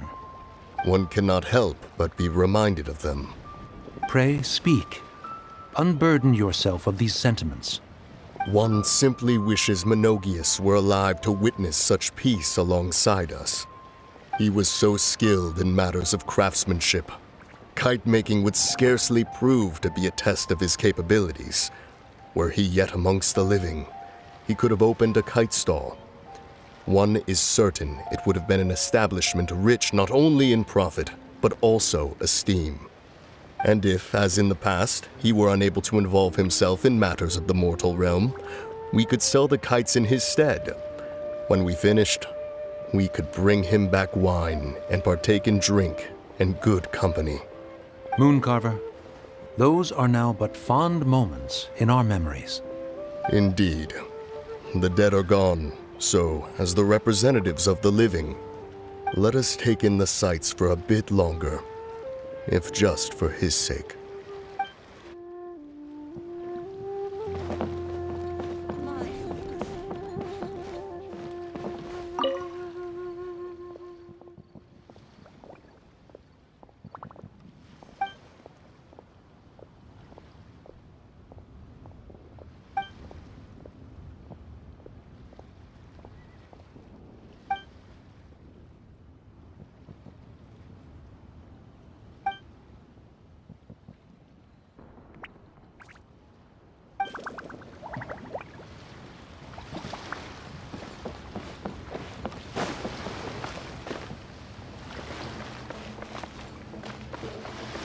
Quit following me.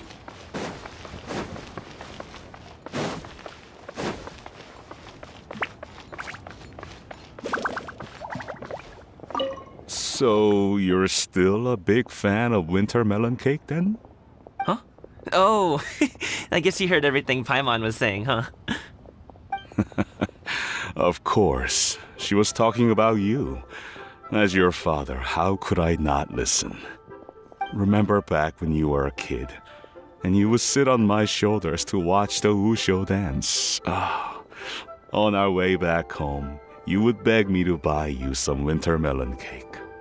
We would only buy 2 at a time, but before long, we tried the winter melon cake from every vendor that street had to offer. There was also that one time you used your pocket money to treat me. Do you still remember? Yeah, I remember. That was the best winter melon cake I ever had. Let's go back sometime. The shop's still there, and I remember the way. My treat, just like before. Are you sure? Absolutely.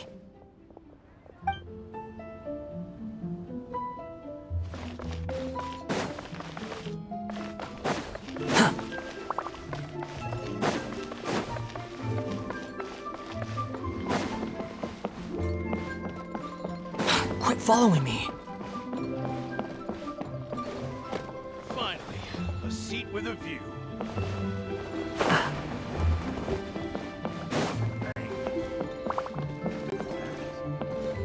Our kite is so high up. Thank you for inviting me, Yao Yao. I am having a lot of fun. I'm glad. If you want, we can go fly kites some other time, too. The fun doesn't have to end today. Really? How about we do it during the day next time? That way, we can see the design better. When it flies super high up, it will look exactly like a real finch. Okay. Can I take this kite to bed with me? But of course.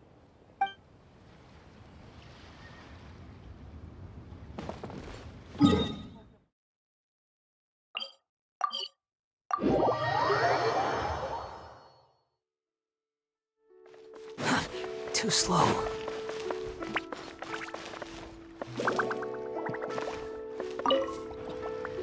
I don't get it.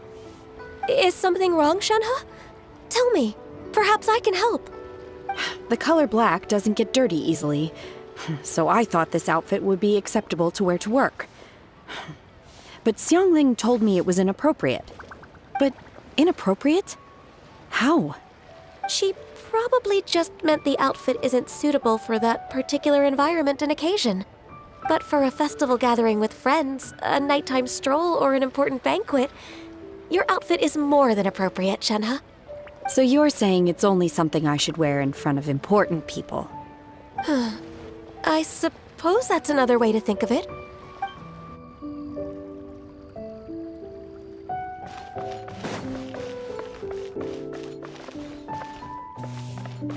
Quit following me.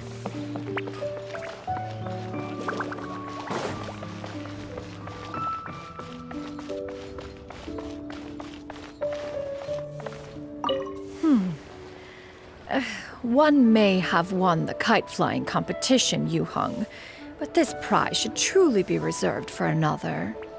You need not be so humble, honored Adeptus. Among all the kites, yours was quite literally a cut above the rest. Please accept this prize. You deserve it. Besides, I'm quite certain we owe a fair share of the success of this year's lantern rite to you. If you insist, then one can hardly continue to refuse. However, there is another matter with which one would ask your assistance. Of course. One would be much obliged if you could distribute this case of Sunglow tea among the Millilith on duty. The security of the festivities rests entirely on their shoulders, after all. One presumes they could always benefit from something to invigorate their spirits. Cloud Retainer is so thoughtful and attentive to others' needs. I would expect nothing less of an esteemed Adeptus such as herself. Understood. I'll get on that right away. A fortuitous result indeed. One's tea surplus has hitherto resolved itself.